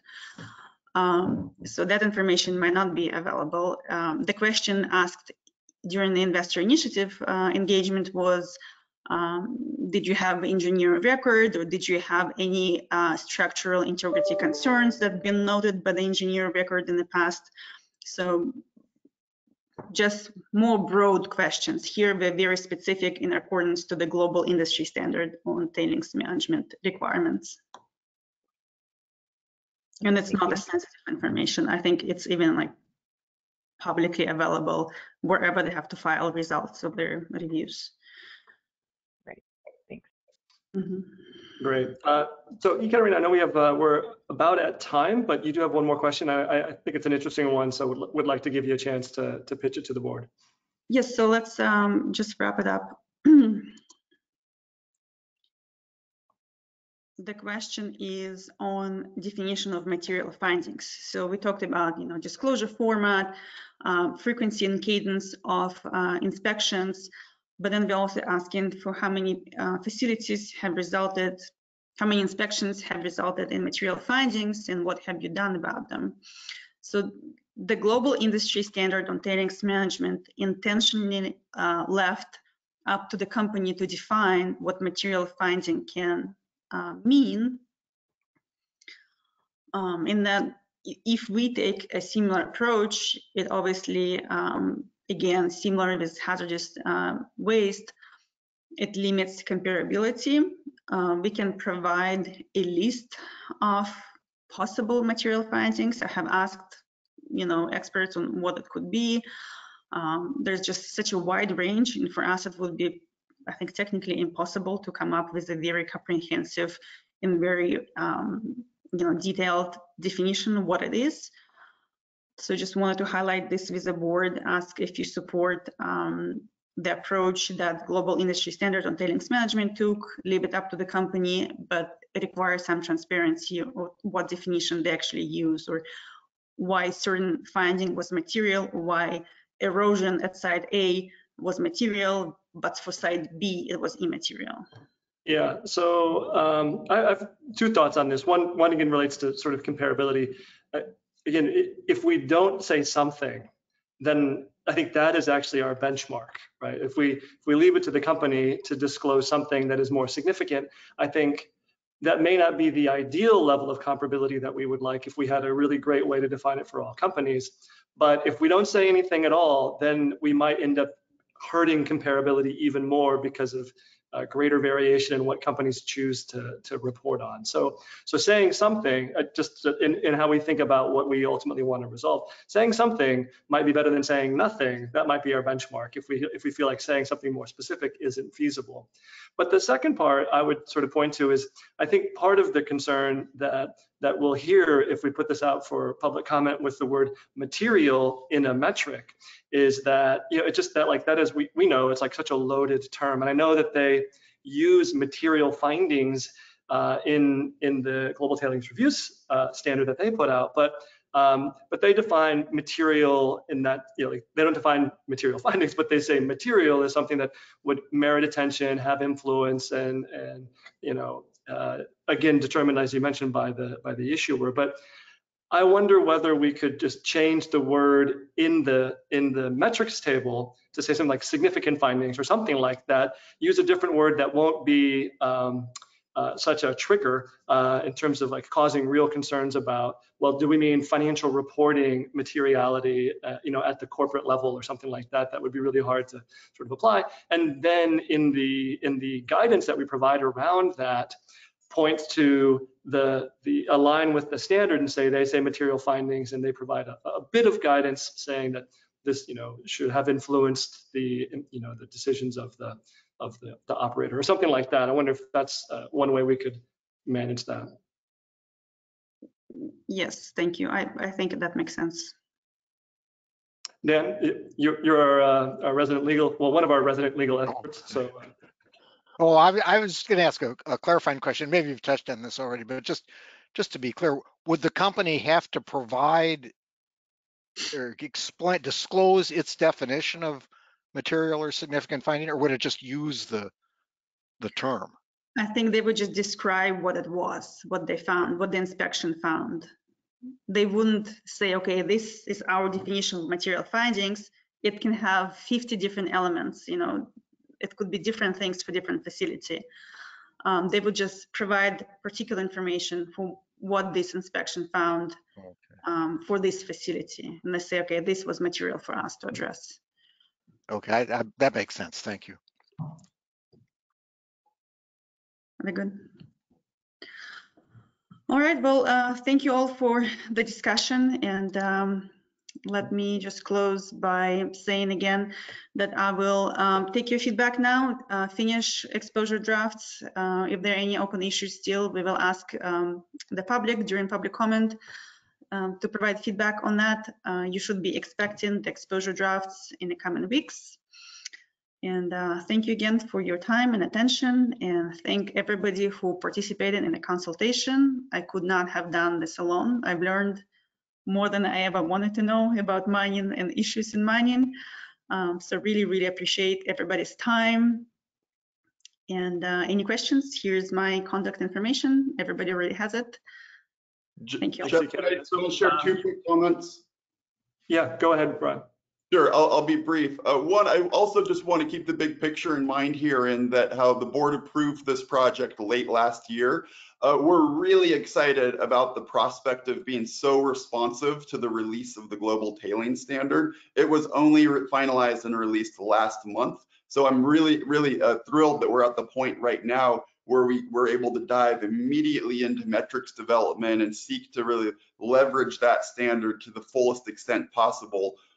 Again, for our exposure draft. And so I'm really excited for the next steps here and look forward to Ekaterina presenting the board with a proposed exposure draft for the board's review and eventual vote to go out to a comment period.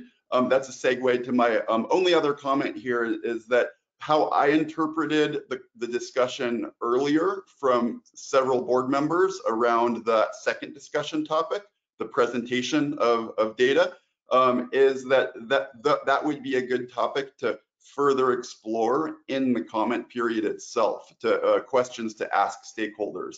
So we can certainly continue to do kind of more research and consultation in this final stage leading up to the exposure draft, but then I wouldn't expect to have a kind of final view or final staff position on that before the release of the exposure draft. I think we just simply raise this as a area of interest in the exposure draft and comment period itself.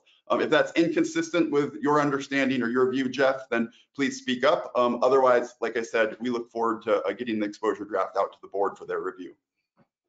Yeah, I totally agree with that. And it seems like there's a lot of interest in a potential detailed table. And I think that would certainly require explanation. It could be easily explained that an alternative that has been considered would be something that's more aggregated. And it could be a question that we direct folks to in the public comment period. Precisely. Thank you. Yeah, thanks.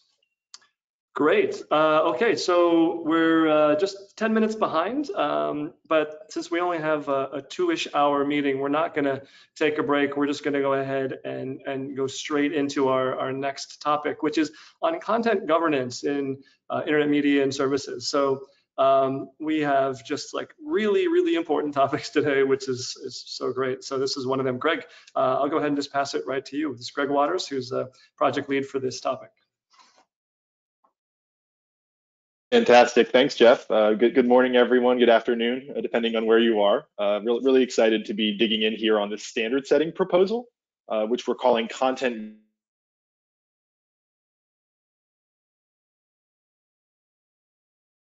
research project of content moderation on internet. You're cutting out a little bit for me. I don't know if you're cutting out.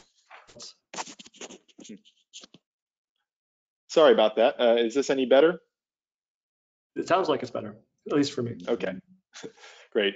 Well, sorry about that. Well, just saying that this standard setting proposal is really a product of the research project of content moderation.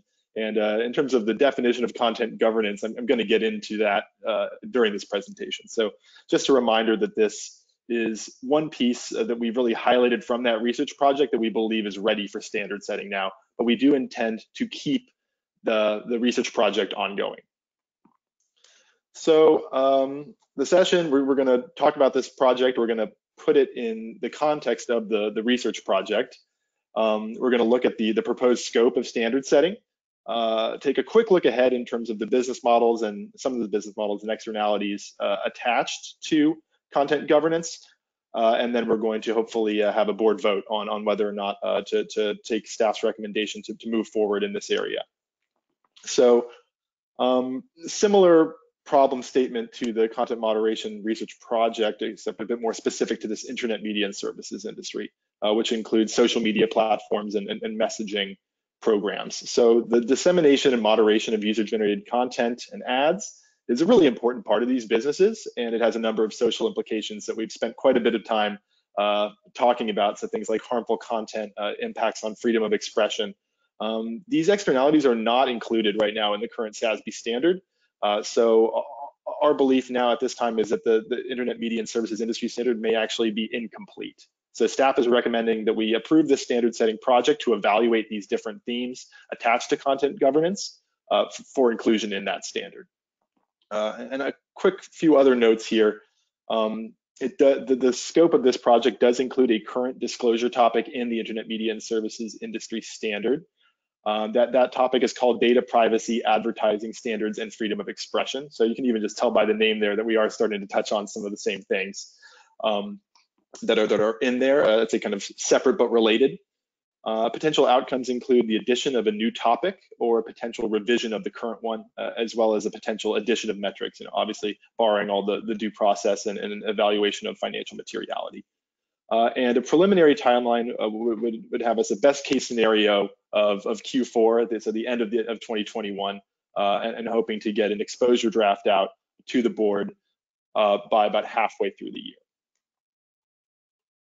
A quick reminder about where this fits in on our prioritization, really evaluating these new and emerging issues around harmful content and freedom of expression on social media platforms. Because we also are reviewing the current disclosure topic, I think it's appropriate to kind of highlight this idea of this thematic issue of materiality as well. So both really high priority areas in terms of our prioritization framework.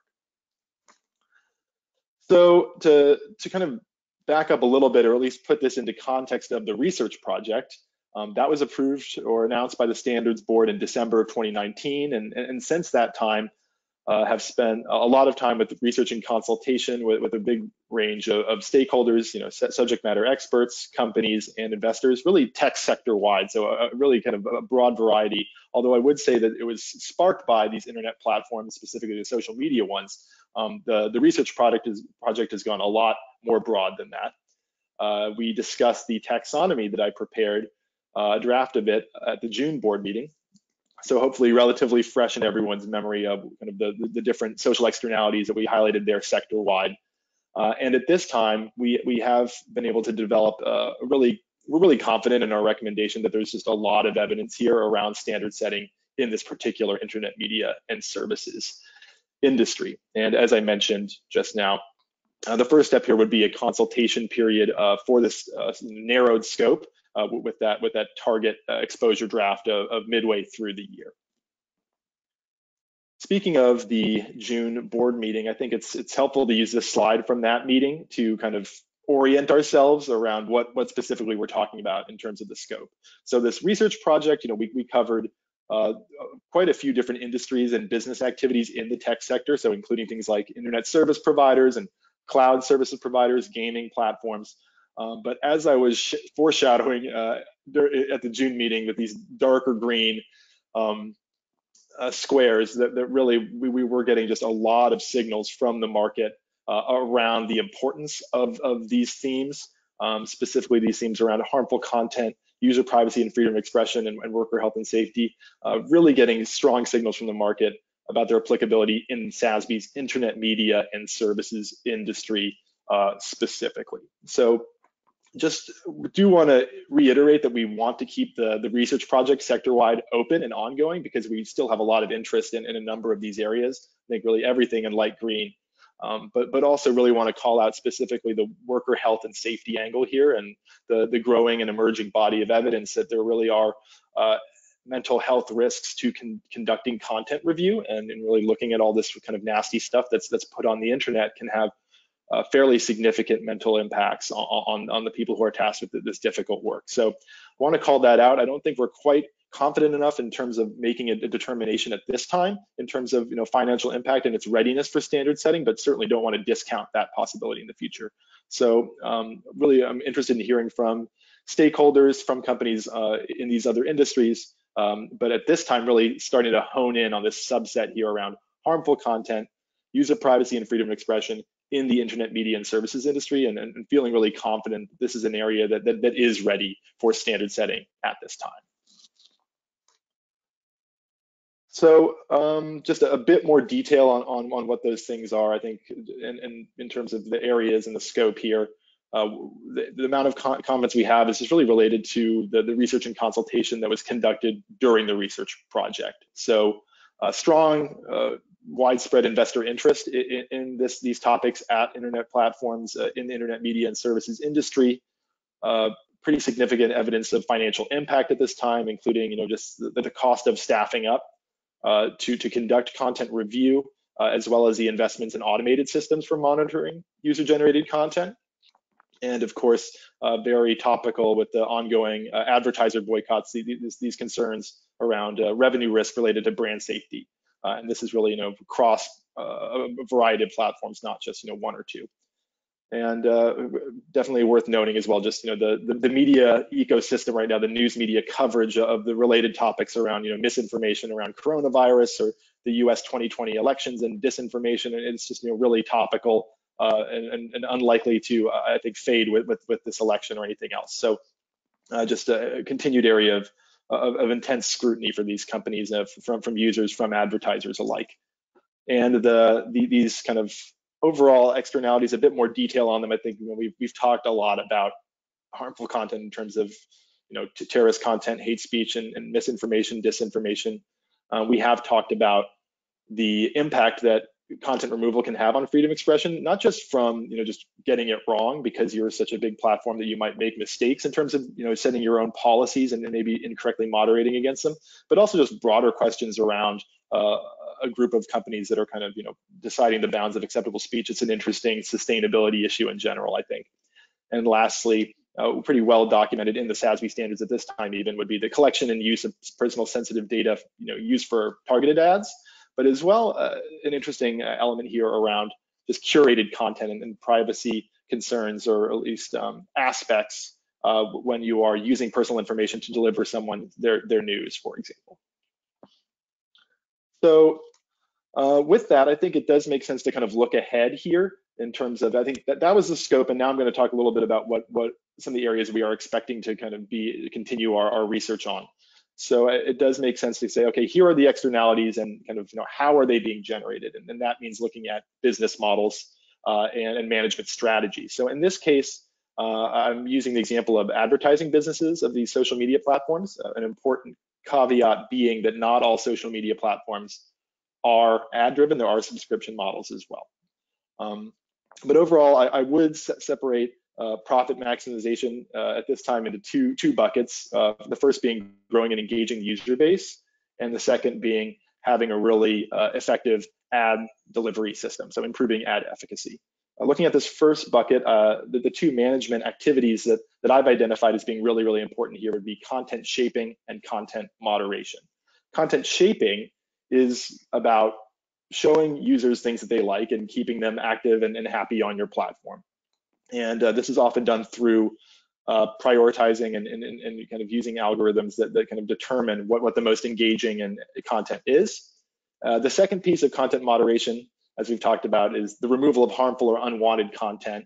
And that's really important in order to attract a wide user base and to attract advertisers. You need to have some kind of controls on what's on your platform. And the second bucket of ad efficacy, I think, is pretty straightforward around, you do that by delivering ads and often using and collecting user data to do that, and as well as providing tools for advertisers. So the reason I'm showing these three activities here of shaping, moderation, and targeted ads is because I think one thing I wanted to make clear is that I think the externalities related to them do appear, it's not one-to-one, they appear in different ways. So I imagine in the news, you've probably seen some criticism around content shaping algorithms, and there is a growing concern that there is some of these platforms when they prioritize and optimize for engagement, they may actually be amplifying and surfacing certain forms of harmful content like misinformation. As I mentioned before as well, there are potential privacy concerns related to delivering very specific recommendations for content to specific people. Content moderation as a management activity, I think can just be viewed as a balancing act between really limiting the amount of harmful content on your platform without unduly limiting users' freedom of expression. So I think that's just really a policy question and an execution question. As we've talked about, this is an incredibly difficult activity.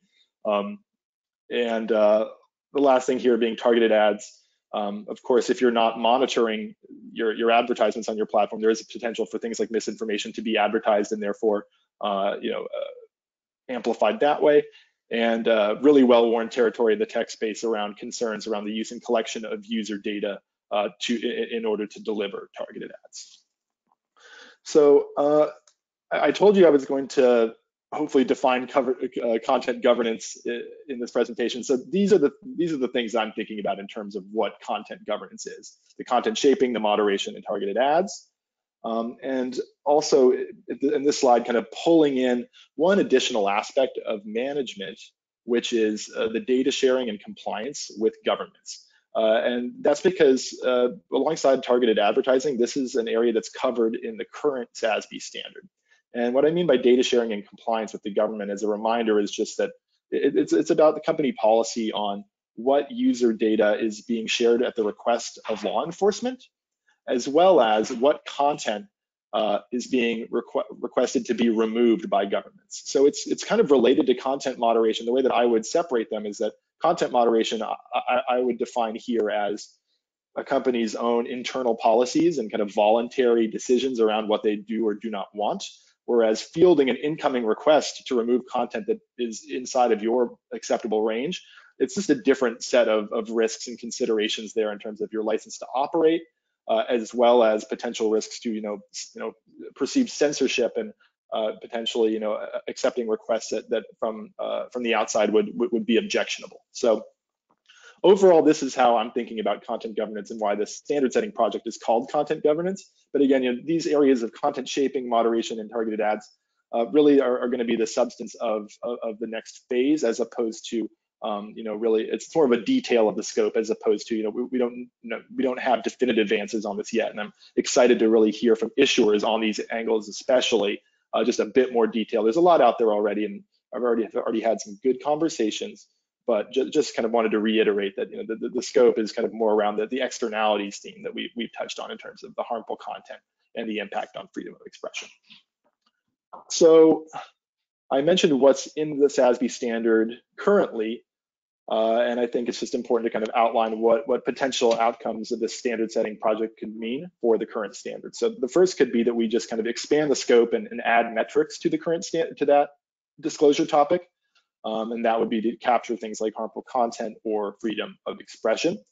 And I think the metrics that cover things like the government data requests and behavioral or targeted ad policy, I think those are solid metrics. So at this stage, not necessarily anticipating any changes to them. This is really more about expansion. So a different approach, depending on the answers we get during our consultations, would be the creation or addition of a new disclosure topic around some of these areas like content moderation or content shaping. As we talked about in the taxonomy, we think a likely GICs for that kind of thing would probably be either product quality and safety or customer welfare.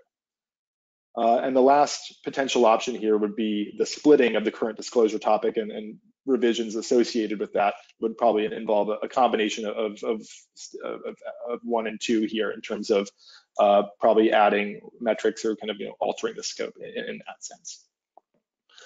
So and in terms of what's currently in the standard, would be happy to take a peek at that during this discussion that we're about to have here.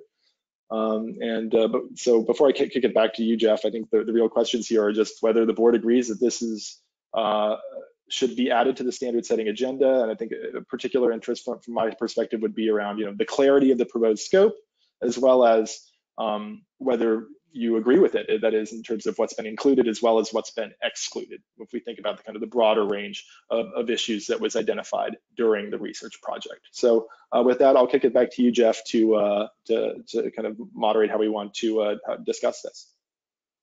Great, thanks, Greg. Thanks for the overview, and thanks for bringing this forward. It's a pretty clear explanation, and definitely a topic that's very interesting, certainly very, very important. Agree with the questions here. Lloyd, what would you like to discuss? I have a couple of quick qualifying questions for Greg, and then a comment. Greg, as you currently, I know you've done a lot of work. First of all, fantastic job on getting us to where we are. The framework is terrific, and I know you've had to work very hard to narrow the scope of this so that it's tractable. In that process, how many companies are we really talking about here? Is it a lot of companies? Is it a single-digit number of companies? What's the affected group of issuers that we're addressing with this planned standard? Good question. I think I might even have a slide on this if I can try to pull it up. It at least shows the top 20 of this industry. Let's see if it made it into the deck. I believe it did.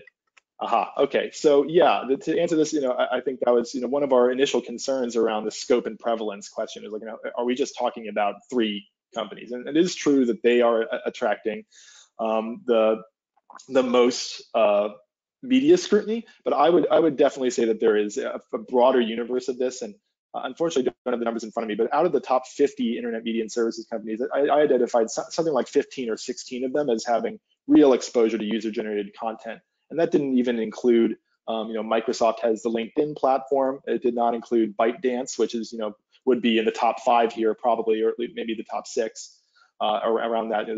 That being the owner of TikTok. So I think it is broader than we might have actually thought, and these issues, are going to apply to different levels of different companies. But I would certainly say that it's more than 2 or 3. It's probably more like a dozen or 2 dozen.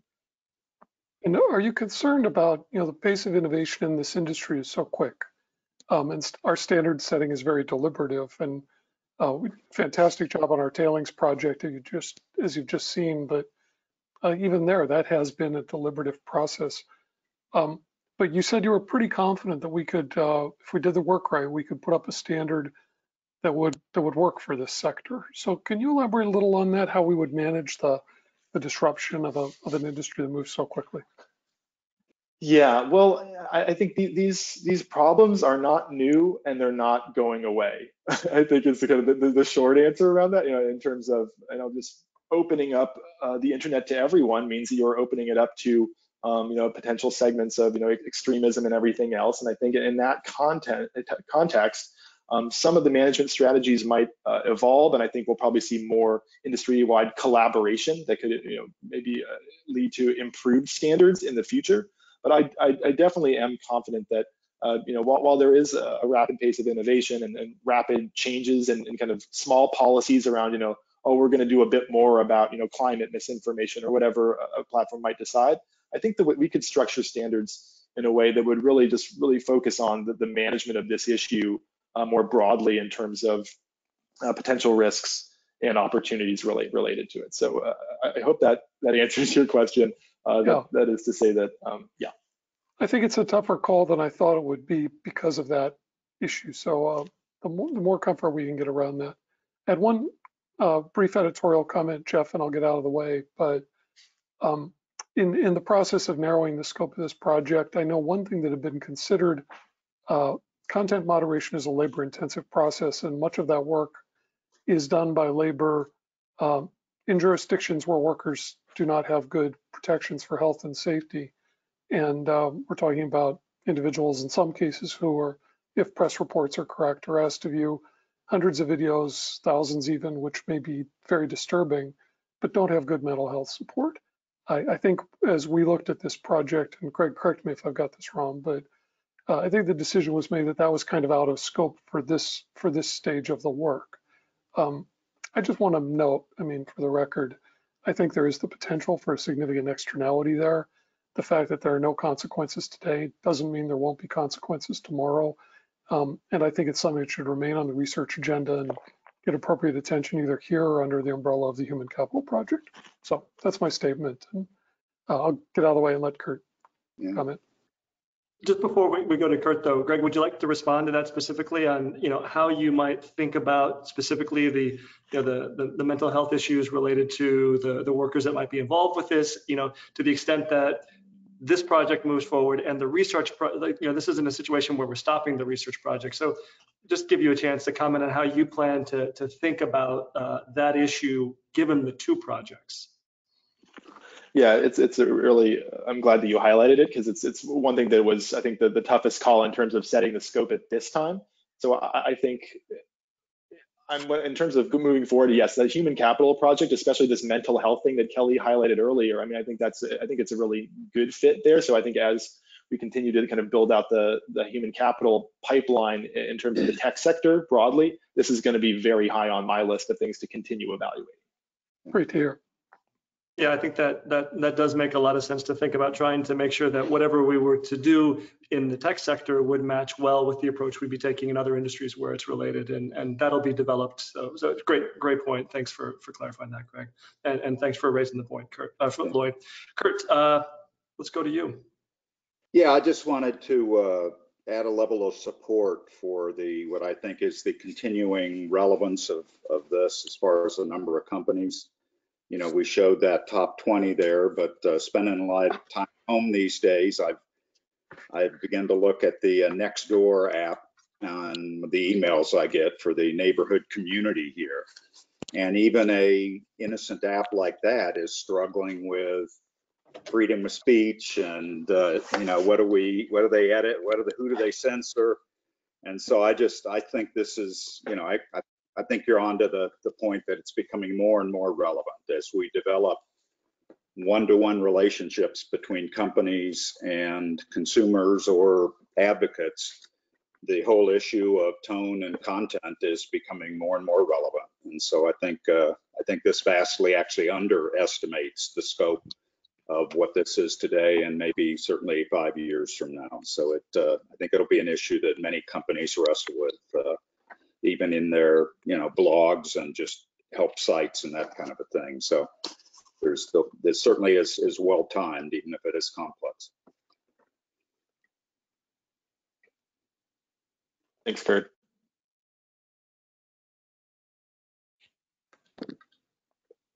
So I had a question for you, just thinking about like what's in the existing standard with respect to the personally identifiable information and the behavioral advertising as it's currently framed.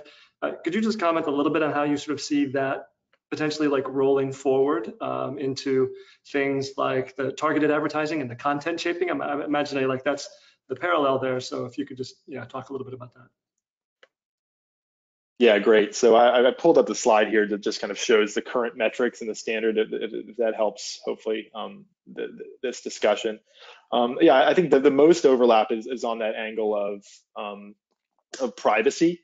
And I think you've nailed it in terms of, I think, the kind of potential privacy implications of this content shaping, as we're calling it here, around, kind of the algorithmic sorting of user-generated content. One thing to note here, though, is just that I think this is a particular one where we may be speaking about a smaller number of companies, and I think that's something that needs a bit more time. It really depends on the product design, the impact of content shaping and the impact on privacy. So I think it's an interesting one that I'm looking forward to evaluating more and seeing if it's appropriate to kind of craft separate metrics, or whether what we have here is appropriate. Because I think if you look at the details of both these top ones here around the number, like what does secondary purposes mean? Obviously, shaping would be a primary purpose. That is, I think around that, and as well as just the overall policies and practices around privacy already encompasses a lot of this shaping stuff already, actually. So I think that's the one that we'll see what might end up, I think, but again, it would probably be an additional metric as opposed to kind of digging into the technical protocol of the one that's already there. Would be my guess, but obviously further evaluation needed of the kind of overall management and the content governance, largely speaking. Great, thanks, Greg. Hey, Bertie.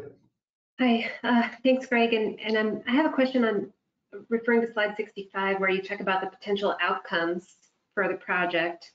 And point number 2, where you talk about the potential to add a new disclosure topic and the likely general issue categories there, differentiating between product quality and safety or customer welfare. And the harmful content really helps me line up product quality and safety in terms of social capital impact pretty clearly. But I'm hoping you could talk a little bit about how you envision the customer welfare angle translating. Is that, customers, I'm assuming, are sort of broadly advertisers, and I want to check that or ask you to clarify. And then would sort of the social capital welfare angle be about brand reputation or something else? Would you just shape that a little bit? Really good observation, because I think as well, we see this with privacy, where I think the GIC is, I think, customer privacy, but then in internet media, we actually have a topic that's called user privacy. So we actually are kind of, we're fitting these questions around user rights, like, privacy or freedom of expression, under that customer GIC. But I think terminology wise, an important distinction to make, that the customers of most of these platforms are the advertisers. So I think in terms of quality and safety versus welfare, it's an interesting one. I think welfare is, there's a couple of other topics in the standards, around like health and nutrition. So I guess it could kind of come into semantics of around, it's not necessarily, whereas, product quality and safety is about, there's a recall of, tainted meat or something. It's more of a question. Welfare is then around, is your product good? Or are there concerns around the impact of your products on society? It's like too much sugar, for example. So I think that's kind of the welfare angle could maybe be freedom of expression related, especially, and I would consider it around user freedom of expression in that context. So it's hard to know or kind of say exactly what that will be until we really have a very clear decision in terms of kind of the scoping of the management activities of what's being managed before we would want to make a determination on the GIC, I think.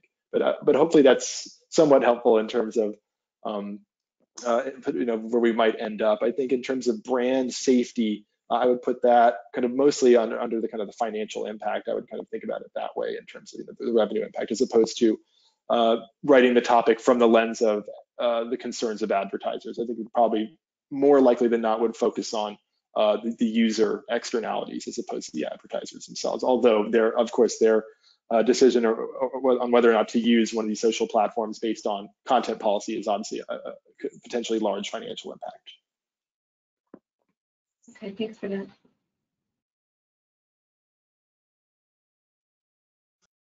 Do we have any other comments from board members? Bob?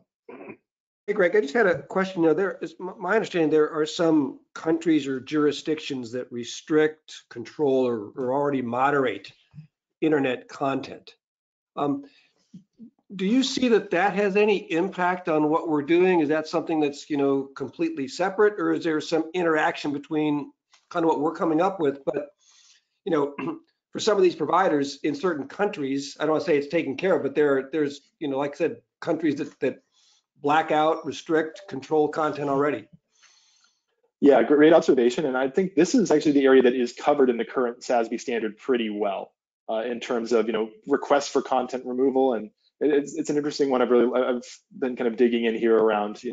I think the answer is there's a combination of, in these countries, of self-censorship of users and others just not saying things that they know they maybe would not be permitted under current law.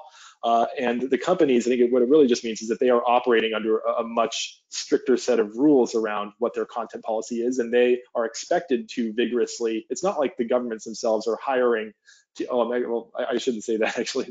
There are I think there's a lot of of uncertainty around exactly how this works, but we know that the companies themselves are shouldering a very large burden around content removal requests. So I think this is in the scope because it is related, but I think in this case, the content moderation piece here under the governance umbrella would really be focused more around the voluntary removal of content based on a company's own policies.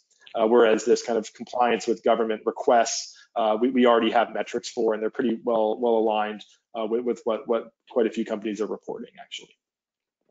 Yeah, important distinction between those two things. And it seems like, it's just a very natural extension of the standard potential coverage to start thinking about, like, what are the implications, the financial implications for the voluntary decisions that companies make regarding that, and all of the stuff that's involved with that.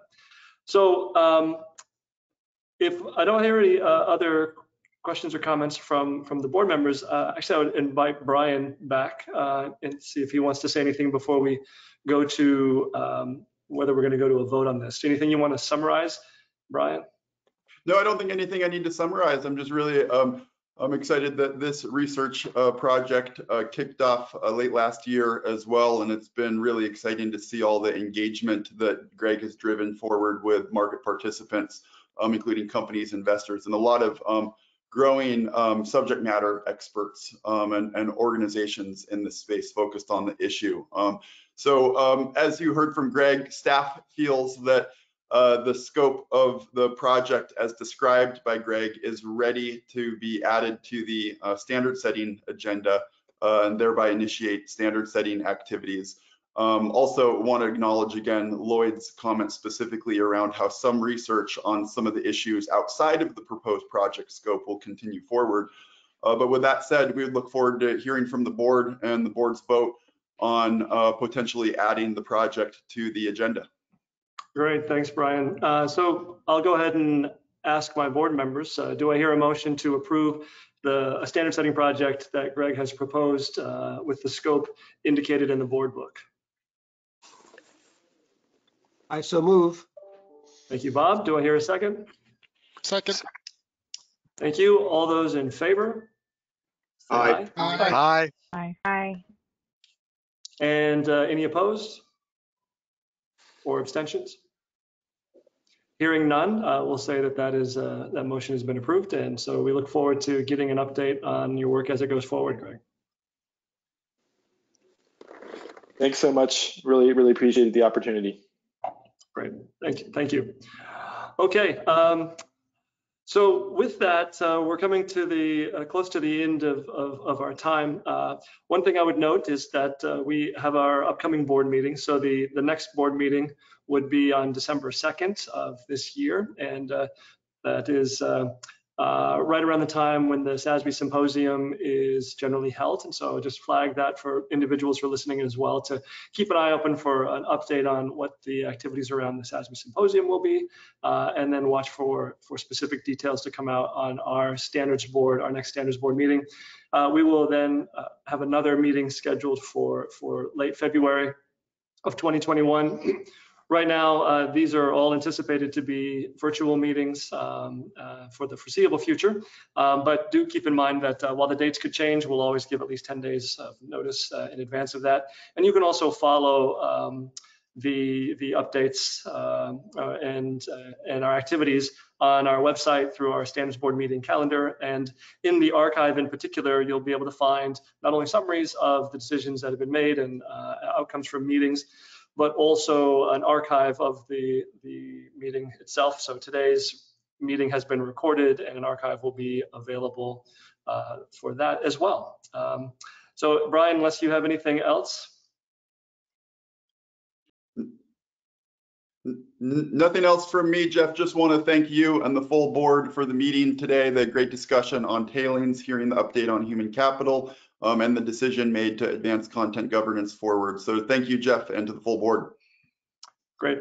Thank you, Brian, and thank you to all my fellow board members. Thank you to the staff that did a great job in preparing for the meeting, sending the materials to us, and also in doing the presentations today. Look forward to all of that. And of course, always thank you to our tech support team, to Coy, to Blanca, for helping us to carry off this meeting in a relatively seamless fashion. They're great as well. So, and thank you to everyone who joined us today. And we look forward to engaging with you more in the future. But with that, we'll go ahead and call it a wrap. Thank you, everybody.